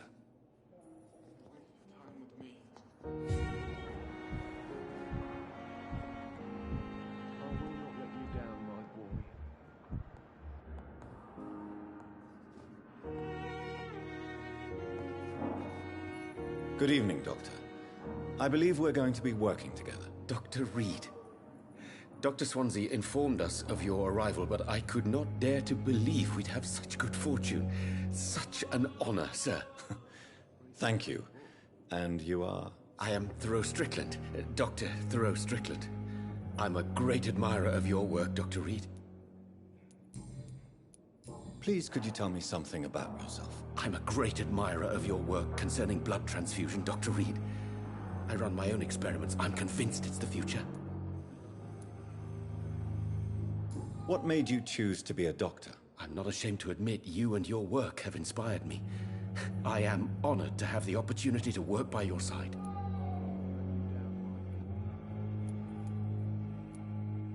It's always a pleasure to share scientific and medical knowledge with someone eager to learn. I'll be glad to help you if I can. This epidemic may be the century's most terrible disaster, but I'm convinced that we, as doctors, are the only ones able to defeat it. I based my technique on my mentor's research. He helped me perfect my method. What is yours? I'd rather not talk about it. For now, it's just theories and first approach. My process is purely experimental and unsuccessful. As long as you're cautious and methodical, you may remain empty-handed, but you won't fail. You're not the first one to warn me, but I am convinced knowledge is the main weapon against the ravages of this epidemic. What do you think of Dr. Ackroyd's aversion to modern medical methods? It's a shame he's so narrow-minded. Dr. Swansea taught me that science is about exploring uncharted territory. I'm convinced that's true. With the influenza and all that's going on, you should put your differences aside, don't you think? Why is it so difficult to work together? I believe that if Dr. Ackroyd had been the one to discover the transfusion process, he would be the first to recommend its use. So you believe it's just a question of jealousy and pride? Dr. Ackroyd is as proud as he is blinded by his obsolete concept of medical science. What can you tell me about the Pembroke? Well, it has always been an honor to work with Dr. Swansea. But with your arrival, I can't think of a better opportunity to learn about blood transfusion. You seem quite optimistic. It's a rare and precious attitude in these difficult times. I'm convinced that this epidemic is a test of endurance and dedication for us men of science. Questions remain about our capacity to resolve the situation. True. Last summer, during the first wave of the epidemic, I used to joke with Milton about the extra work. We're not smiling now. Do you need help with anything in particular? Well, yes, maybe. I'm waiting for a batch of products I ordered for my personal research, yet my supplier seems to have vanished. Do you want me to play the errand boy for you? Oh no, Dr. Reed. But if you went personally to his shop, what with your reputation and all, he wouldn't dare to refuse the products I need. I see. Well, give me the address, for I may pass by if I have time.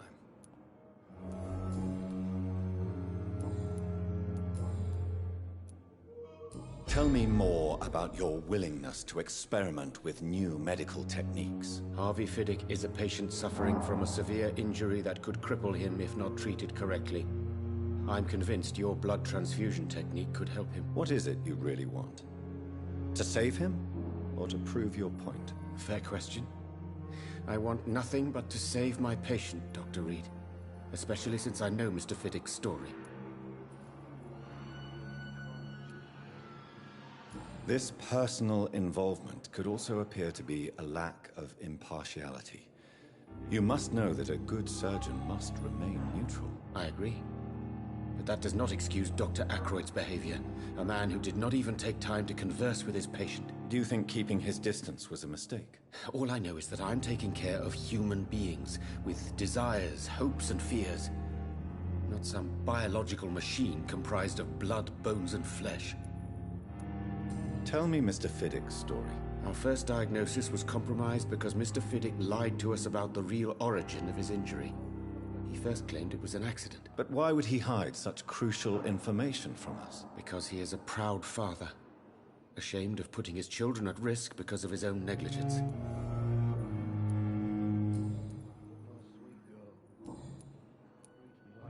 Goodbye, Dr. Strickland.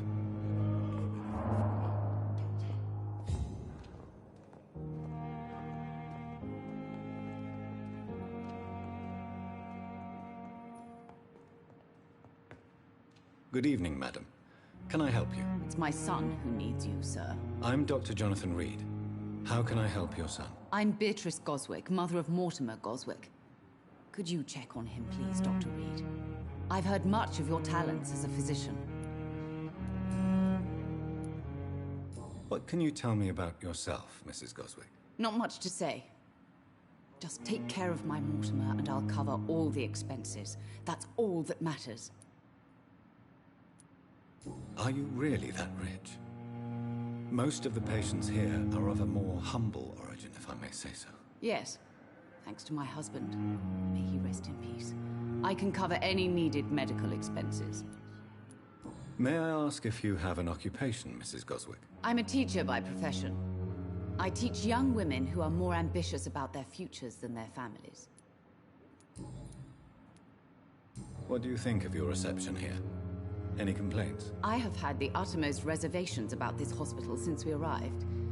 But we had no other choice, considering the state of emergency. Is there something in particular that's bothering you? Some of the staff were not especially welcoming. I suspect they're not accustomed to dealing with patients of such social standing. Tell me more about your arrival at the Pembroke Hospital. What gave you such a bad first impression? The ambulance driver was quite rude, for a start. And that nurse, Miss Hawkins, seems to have quite a dubious attitude. What do you mean? She managed to secure a bed for my son despite the epidemic. It was a relief, but it wasn't cheap. She charged you for a bed? Yes, and I paid without question, considering the urgency of the situation. I share your concern, Mrs. Goswick.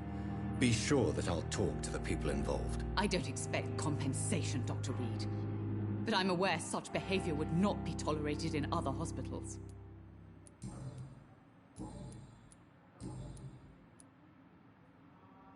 Your son wished to die, Beatrice. Why did you hide such crucial information? Are you not aware suicide is a crime? Mortimer could be thrown in jail. I can't let that happen. I won't. I understand you fear the legal consequences, Mrs. Goswick. But don't you realize your silence significantly affects your son's case? All my son needs is help and comprehension. Not judgment and punishment for what he may or may not have done. Goodbye, Mrs. Goswick. Good evening. I'm Dr. Reed.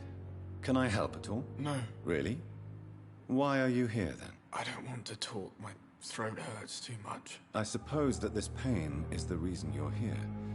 Is someone taking care of you? Yes. And no. Could you at least tell me your name, sir? Mortimer. Mortimer Goswick.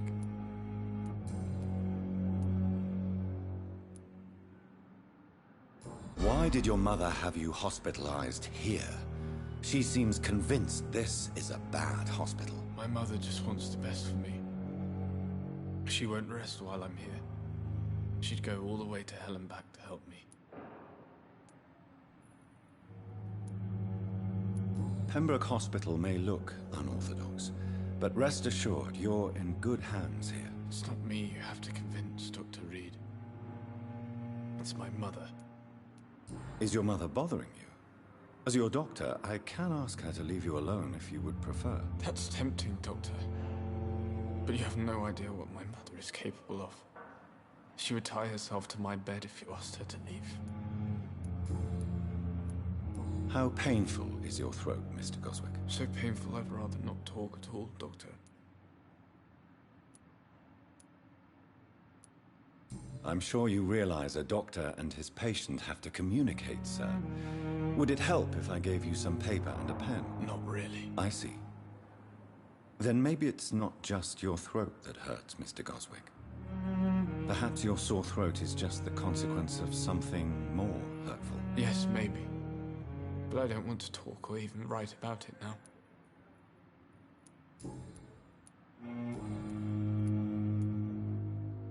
Tell me about yourself, Mr. Goswick. I don't want to talk, Doctor.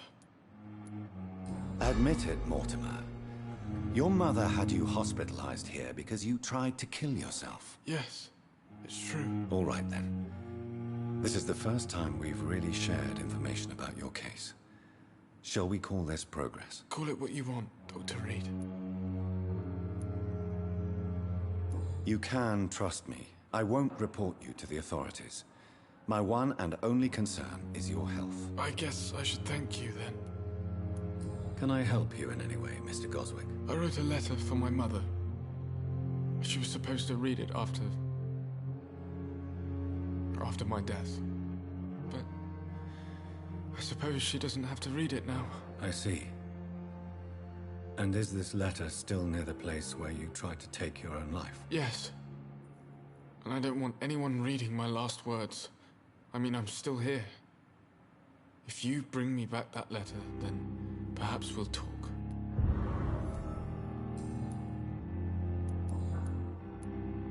I have to go now, sir.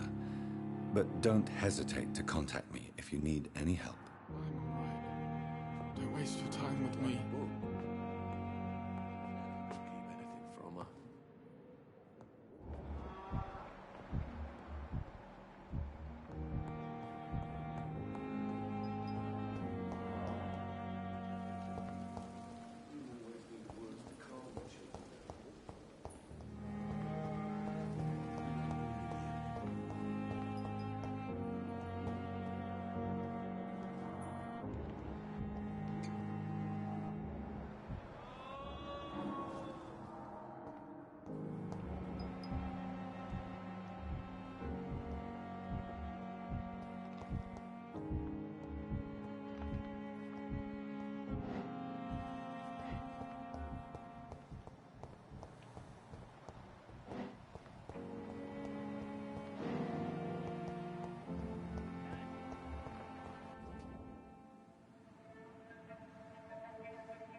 You don't mind if I search your pockets, do you, sir?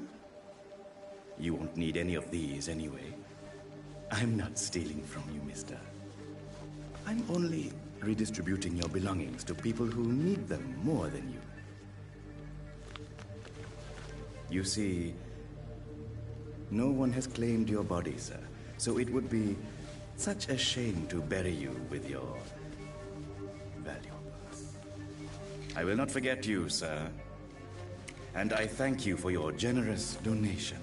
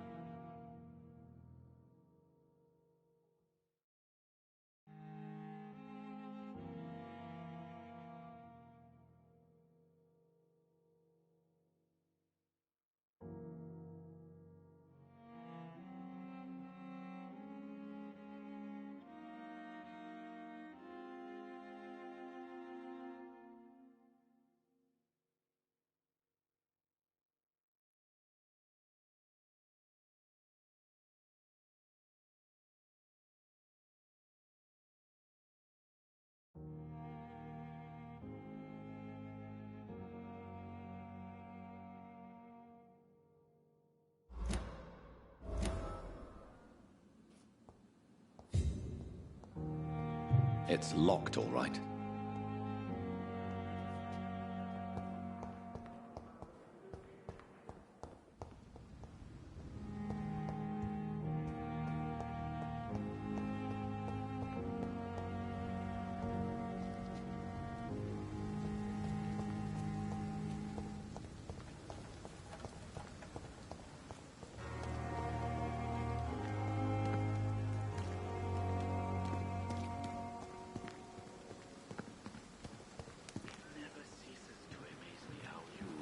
The dead seem peaceful and lost at the same time.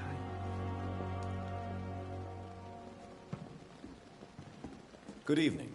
I'm Dr. Reed. Always a pleasure to meet a colleague, sir. Especially when he was supposedly dead. A colleague?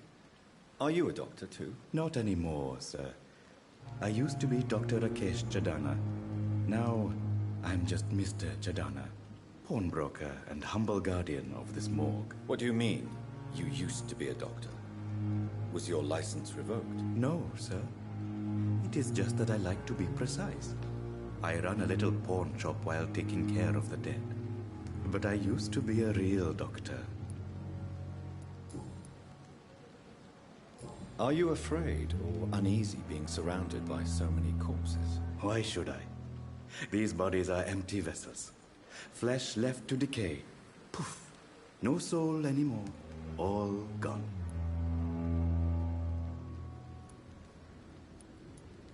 An interesting point of view. And quite an exotic one, too. Most people fear, or at least have a respect, for dead flesh. Sir, as a medic during the war, I learned to face my death and the death of others. It's the pain we have to tame, not death itself. How did you get this job? After I left the army, I worked as an undertaker down by the docks.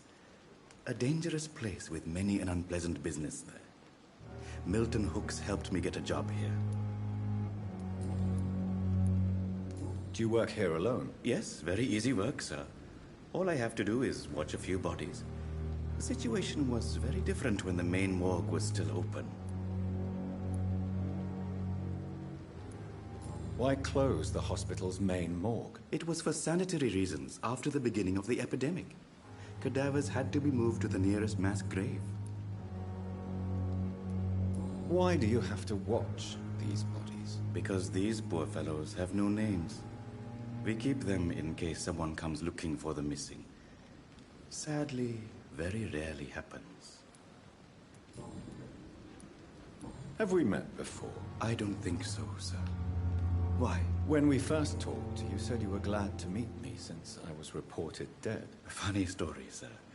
Your sister came here a few nights ago. You were missing, and she was looking for your body. She must be very relieved now.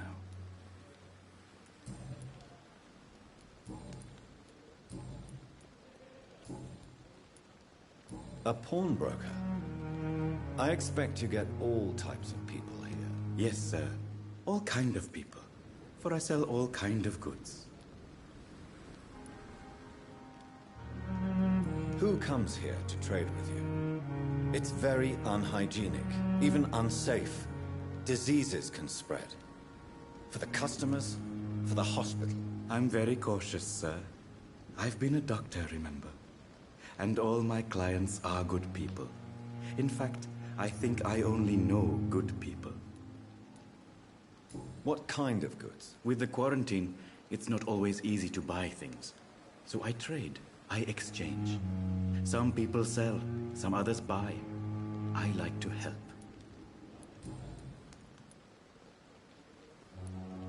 Since you're not afraid of dying, do you believe in life after death, Rakesh? No. I believe we must do all the good we can while alive. For our time is short, and the obstacles are endless.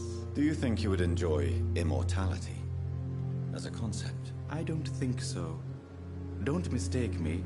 I love life, and I'd like to live a long life. But everything has to decay, sir. Even goodwill. Do you really believe goodwill cannot last? As I said, sir, everything decays. If I was to never die, goodness, I would be bored or worse. And I like to be helpful, sir. Quite depressing, wouldn't you say? Yes, but the good news is, we'll all die before losing our humanity, sir. So you're ready to die? No, I'm not. I don't fear death, for I won't see it. What troubles me is the pain my death will inflict to those I know. You're a wise man, Mr. Chadana. No, Dr. Reed. I am a foolish man. But I like to think otherwise. How dare you steal from the dead, Rakesh? Is that what your pawnbrokers is really about? These people are dead, sir. What they possessed could be useful for the living. And I'm sure they would agree if they could speak. You should show respect for the dead. What about their loved ones who may treasure these items you sell? The bodies I watch over are the unwanted and undesired, sir. I would never deprive anyone of their family artifacts.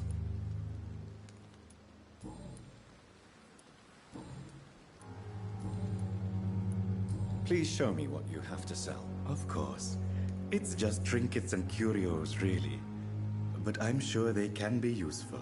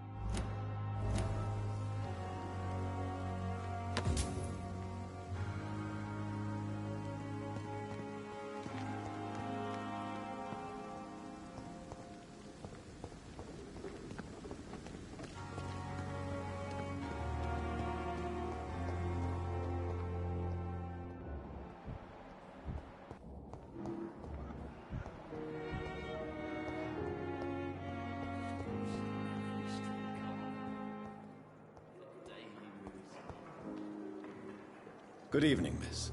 I'm Dr. Reed, the new surgeon at the Pembroke Hospital. And who are you? Your name has no meaning to me, mortal. You're nothing but dust blown by the winds of eternity. I beg your pardon? What are you begging for, mortal? My clemency? Well, tonight maybe I'm inclined to mercy. You'll never forget the night you met Thelma Howcroft. You keep calling me mortal. Why is that? And if I'm mortal, what are you? Well, Dr. Reed, if you must know, I'm a vampire. And why do you believe you're a vampire? I don't need to believe anything. It is what I am. It is what I feel within this hollow shell of flesh. Please, describe to me how you feel. What is it like to be a vampire? I can hear my body crumble from the inside as my flesh cracks and fades. I sense the last pulse of pustulant blood within my drying veins. I need new blood. I see. Have you ever heard of Cotard syndrome, Miss Howcroft? Never. It's a mental illness discovered by a French neurologist named Jules Cotard. The affected patients are delusional. They believe that they are putrefying, that they are dead, a ghost or a ghoul. Or in your case, a vampire. Delusional, you say? Oh, sad and petty mortal. You can't even begin to understand the concept of immortality. And you think it is I who am delusional. I'm assuming you must be a patient here. Am I right, Miss Howcroft? It's only a cover. To hide from my enemies. I can leave whenever I want. As a woman, a spirit, fog, or bat. Who are these enemies you mentioned? Can you describe them? I cannot say for sure. But I sense their eyes on me from nearby. I feel them watching me every time I visit the garden near the morgue. The staff here are not your enemy. They're here to help you, to care for you. I'm not speaking of the doctors in white. I'm speaking of the men and women who hunt me. For I am a vampire. I see. Don't worry. These people will not find you here. I'll personally make sure they leave you alone. Thank you, mortal. But do not interfere with them, for you are no match for those that hunt me.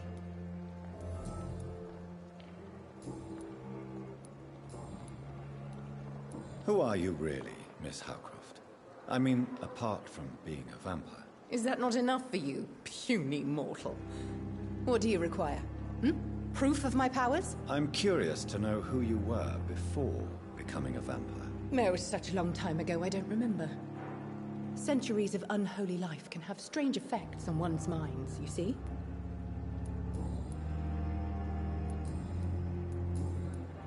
I'll leave you, Mistress of the Dark, to your nocturnal activities.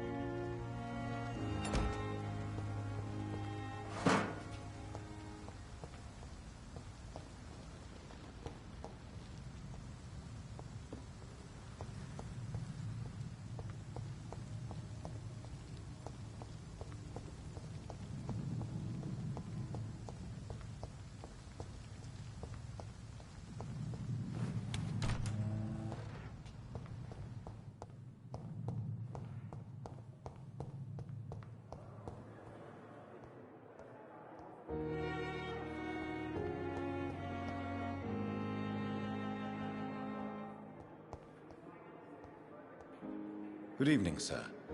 Can I help you? Unless you're here to fix my face. No. I don't think you can help me. I'm Dr. Reed. I've recently taken the position of head surgeon here. War injuries, am I right? You guessed right, Doctor. German shell took my pretty little mug right off.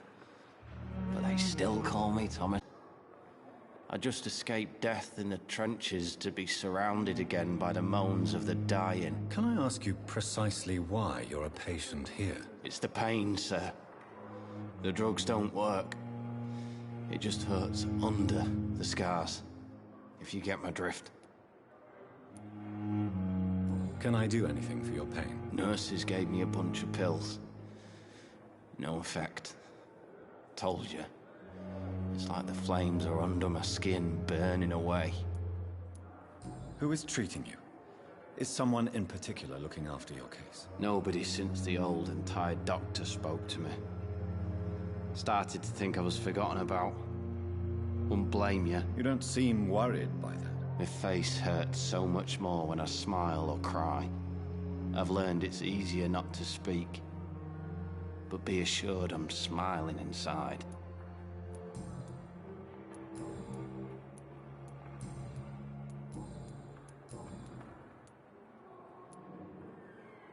Where were you stationed, sir? Did you serve for long? I really don't want to talk about all this shit. No offense. I was pushing too much. I served in France myself. I just wanted to know what happened to you. You were an officer, weren't you? Then I doubt we fought the same war, sir. No offense. How close are you to Miss Horcroft? Are you aware that she thinks she is a vampire? To wait for her next nibble is the best reason to stay here. Every time she approaches my bed, she treats me like something tasty. A normal person. Aren't you afraid? She may hurt you if the game goes too far. She's quite harmless, I can assure you. Her head's broken inside is all. While I'm busted on the outside. But she's still beautiful. Living proof that there's hope for me. So do you let her bite you? You know that's not sanitary. And why not? She's only supping a few drops of my blood. And the pain, it's real for once. She could decide to bite less willing patients. Then it's another good reason for me to stay here, Doctor. You do realize she's mentally disturbed. It's called the Cotard syndrome. She truly believes she's a vampire. In her madness, she never refers to my scars. And frankly, if I could, I'd join her world. It seems much more fun than the real one. Goodbye for now, Mr. Elwood. Time has lost its effect on me. But the suffering continues.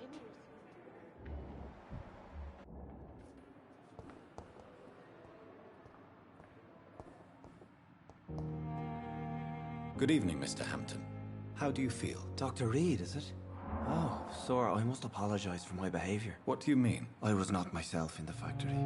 Fear and exhaustion made me say awful things to you, I'm afraid. You remained perfectly nice and polite. A little delirious, perhaps. But who wouldn't be after enduring an abduction? Thank you, Doctor. That's a relief. Now all I need to do is rest and return to my flock. How did you end up in William Bishop's den? I had received alarming news about his recent behavior. I went to his place and he refused to let me go. Why did he abduct you? William was an alcoholic. His addiction suddenly changed to blood. I don't know why. Just like a patient I met here. This Miss Hawcroft. You dared to enter this awful place alone.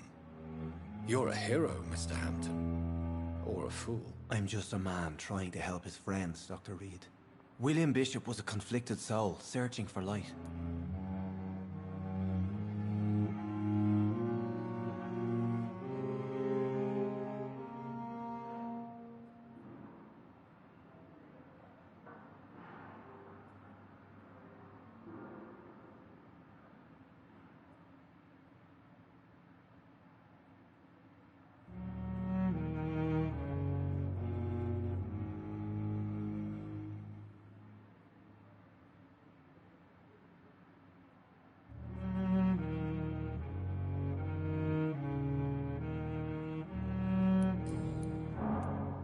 Do you know Tom Watts, the bartender from the Turtle? I met him before I found you in the canning factory. Tom? Yes, of course. Always the helping hand, good old Tom. Without men like him, corruption and despair would have wiped out the East End long ago. People are still in despair. How could it be otherwise? The authorities have left us all to rot in this contagious nightmare. No drugs, no advice, nothing. It's a damn shame. Who should I avoid in this part of town, then? Any particularly evil figures? Not really. Most men and women are just doing their best. And it's not my habit to speak ill of people I know, Doctor.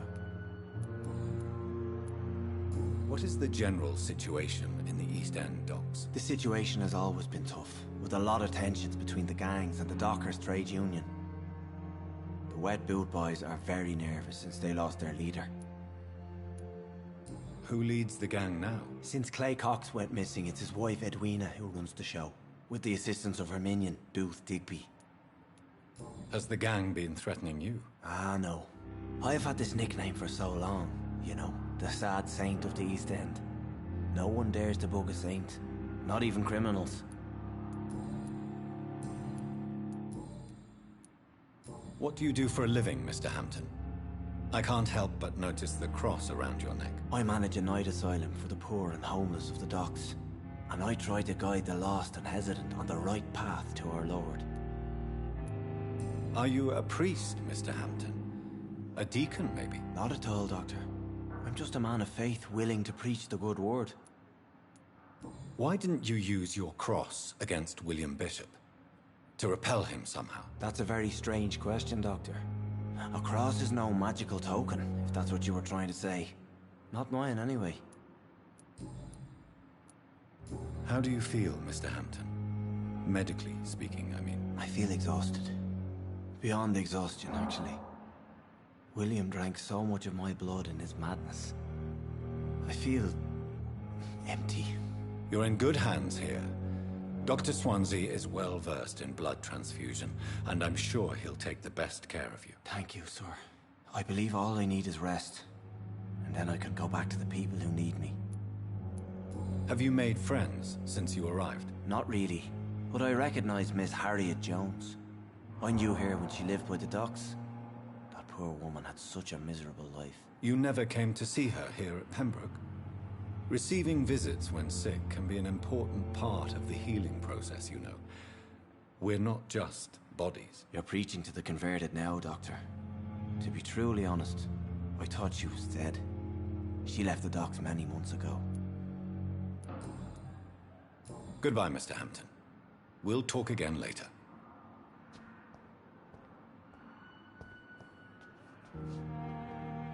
It's locked.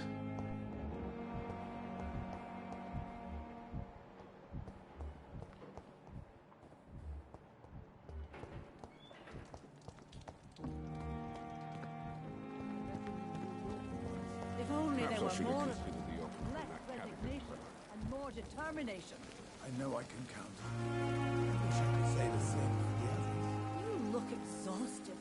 You're pushing yourself too hard. You don't have to bear the burdens of this hospital alone.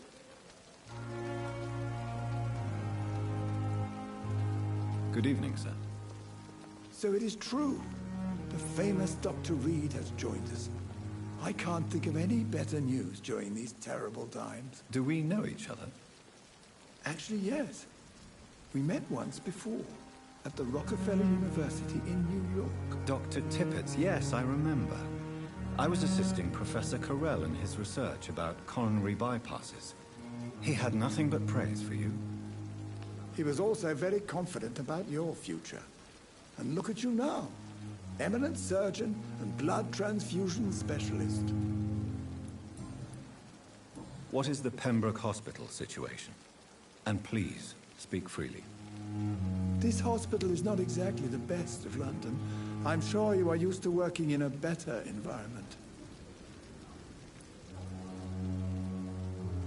It's more than enough.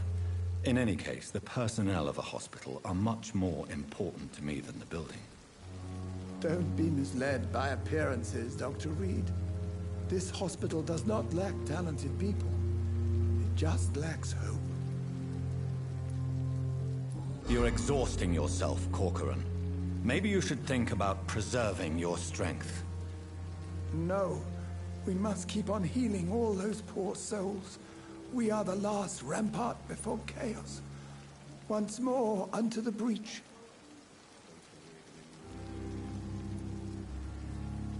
Nurse Brannigan is worried about you, Doctor.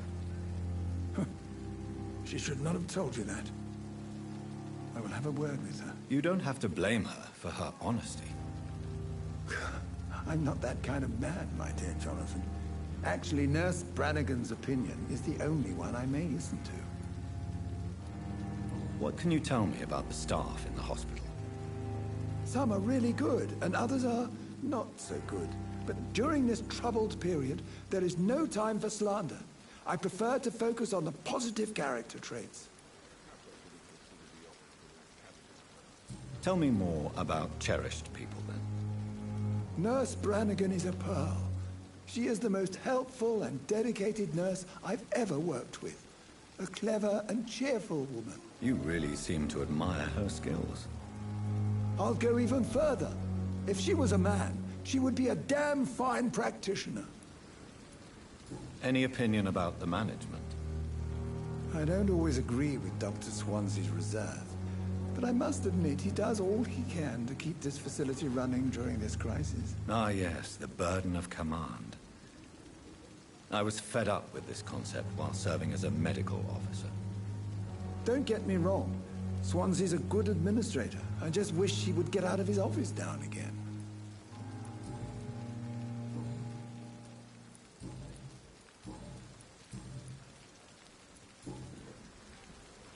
Goodbye, Dr. Tippett. Another night with the glorious battalion of Pembroke.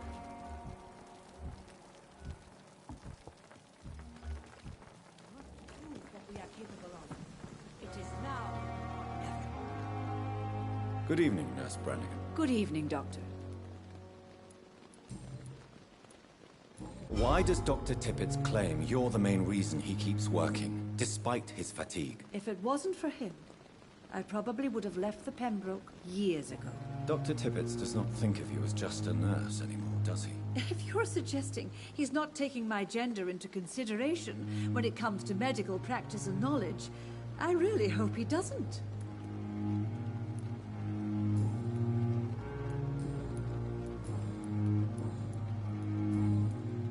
Goodbye, nurse.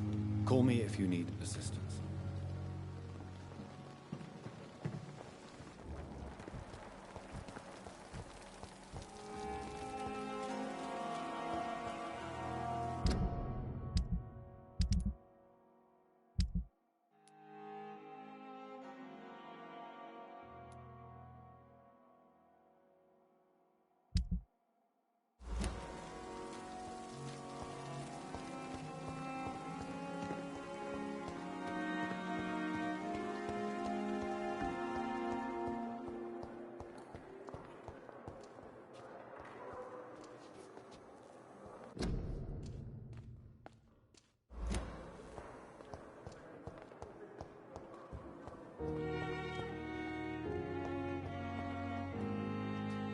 Good evening, Nurse Hawkins. Good evening, Dr. Reed.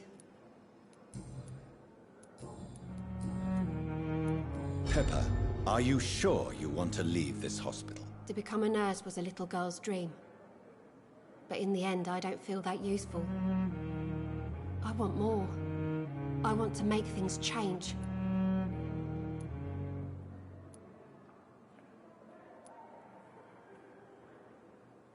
You should be proud of what you've achieved. This hospital represents hope for many people in need of help. Maybe you're right.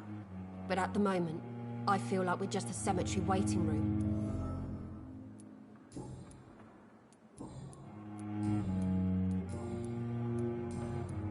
Goodbye, Nurse Hawkins.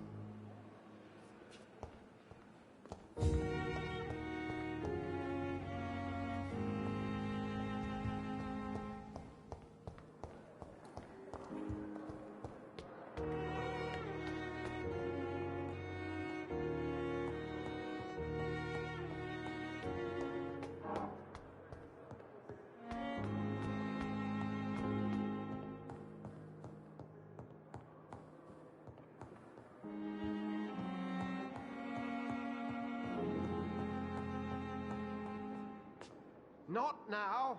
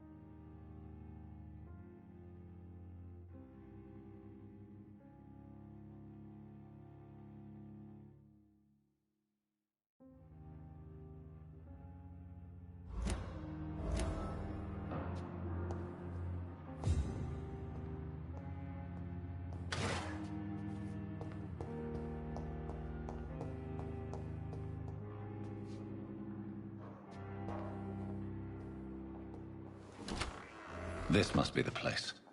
It's definitely away from prying eyes. Relegated to the shadows. A kingdom of my own. At least I won't be sleeping in a coffin.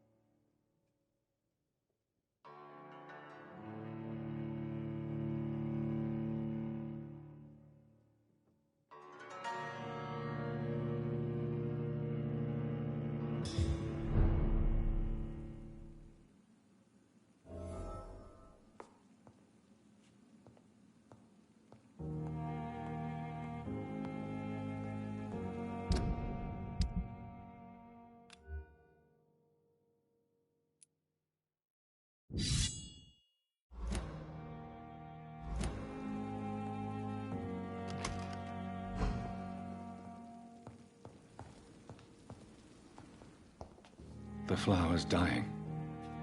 It needs water.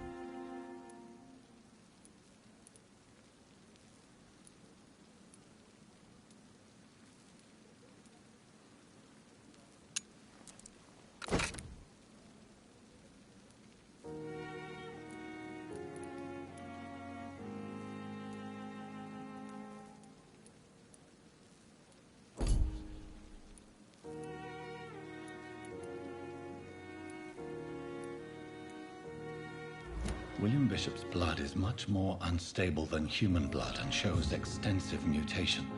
But this is not what happened to me. I must keep on searching. The sun is about to rise. I can feel it. I'll continue tomorrow night. I have so much time now.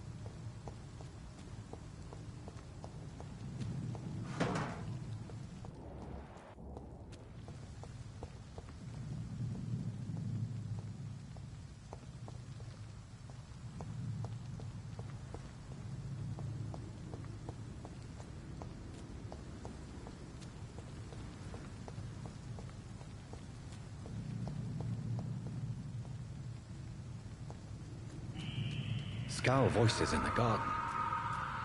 I should investigate. If they were to find somebody.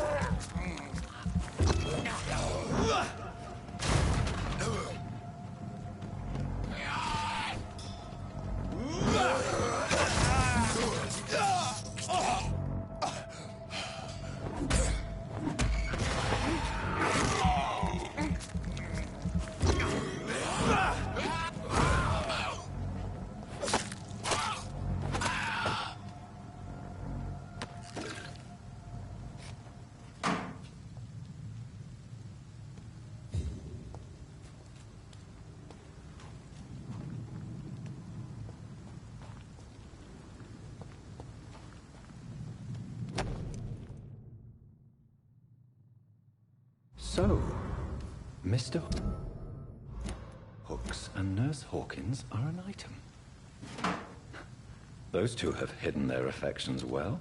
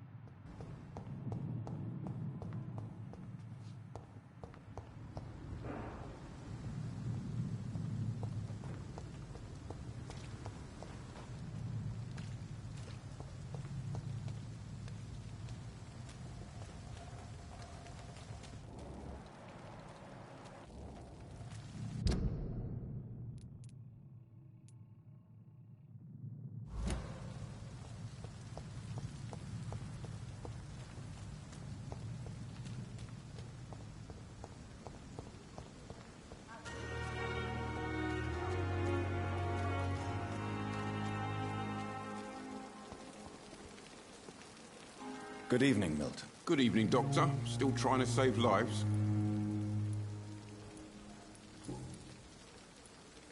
Why do you have such a mediocre reputation among your colleagues, Milton? Fuck them. Nobody knows the horrors I've seen since working here. This city was sick long before the epidemic, Dr. Reed. I know it's a difficult task, but correct me if I'm wrong. Is this not the job you are paid to do? I've seen babies left to die while their brothers were properly fed. Underage girls and boys sold to all manner of perverts. I'm sorry, I don't know what to say. Yeah, exactly. We lack words. So excuse me if I don't look on the bright side of life.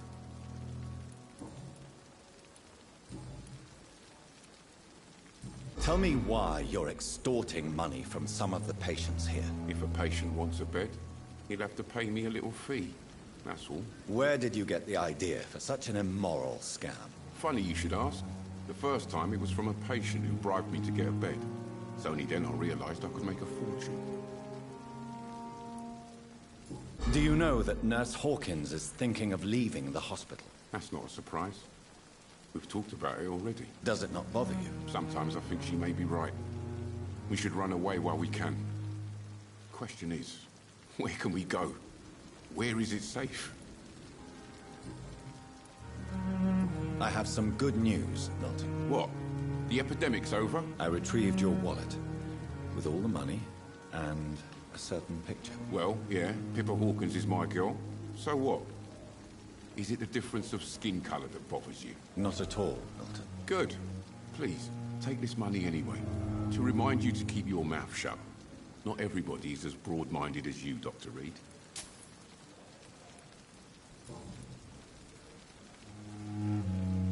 Admit it. Nurse Hawkins is more than your lover. She's also your partner in crime. Of course she is. How else could I tell which bed is free? I need to know that. Have you no shame? Don't you see this city is crumbling down? Today, people are ready to pay to get a hospital bed. Tomorrow, we may be fighting for food. What's going on between you and Nurse Hawkins? Pippa's tired. Tired of all this shit. Tired of all those corpses piling up. She's as depressed as I am.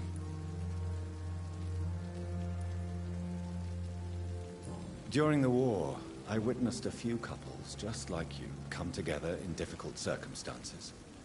It can be very damaging. Maybe you're right. But we support each other. And that's all that matters. You do realize you could both get fired. Hospital staff are not meant to have intimate relationships with one another. Come on, Dr. Reed. Do you know how many rules are broken in this hospital every day just to keep it running? There's nothing wrong with what we're doing.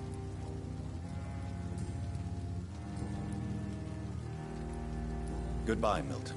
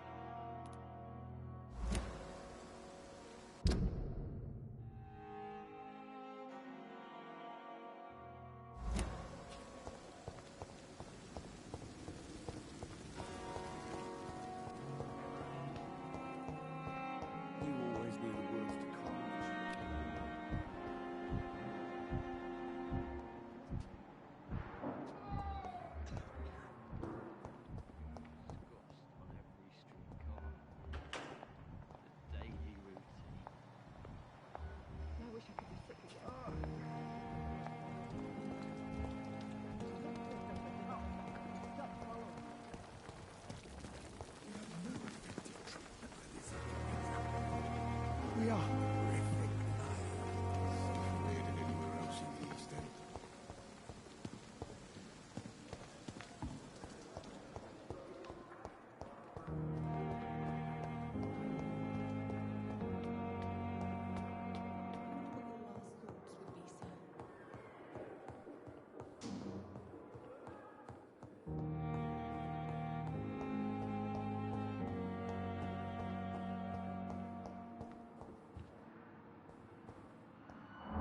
It's locked.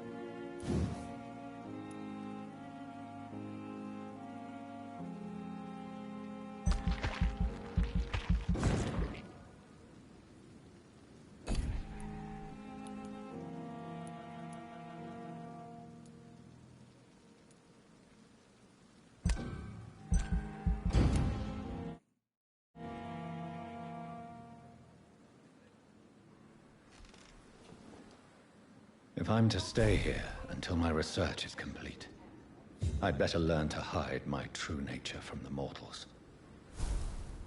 But what about my thirst for blood?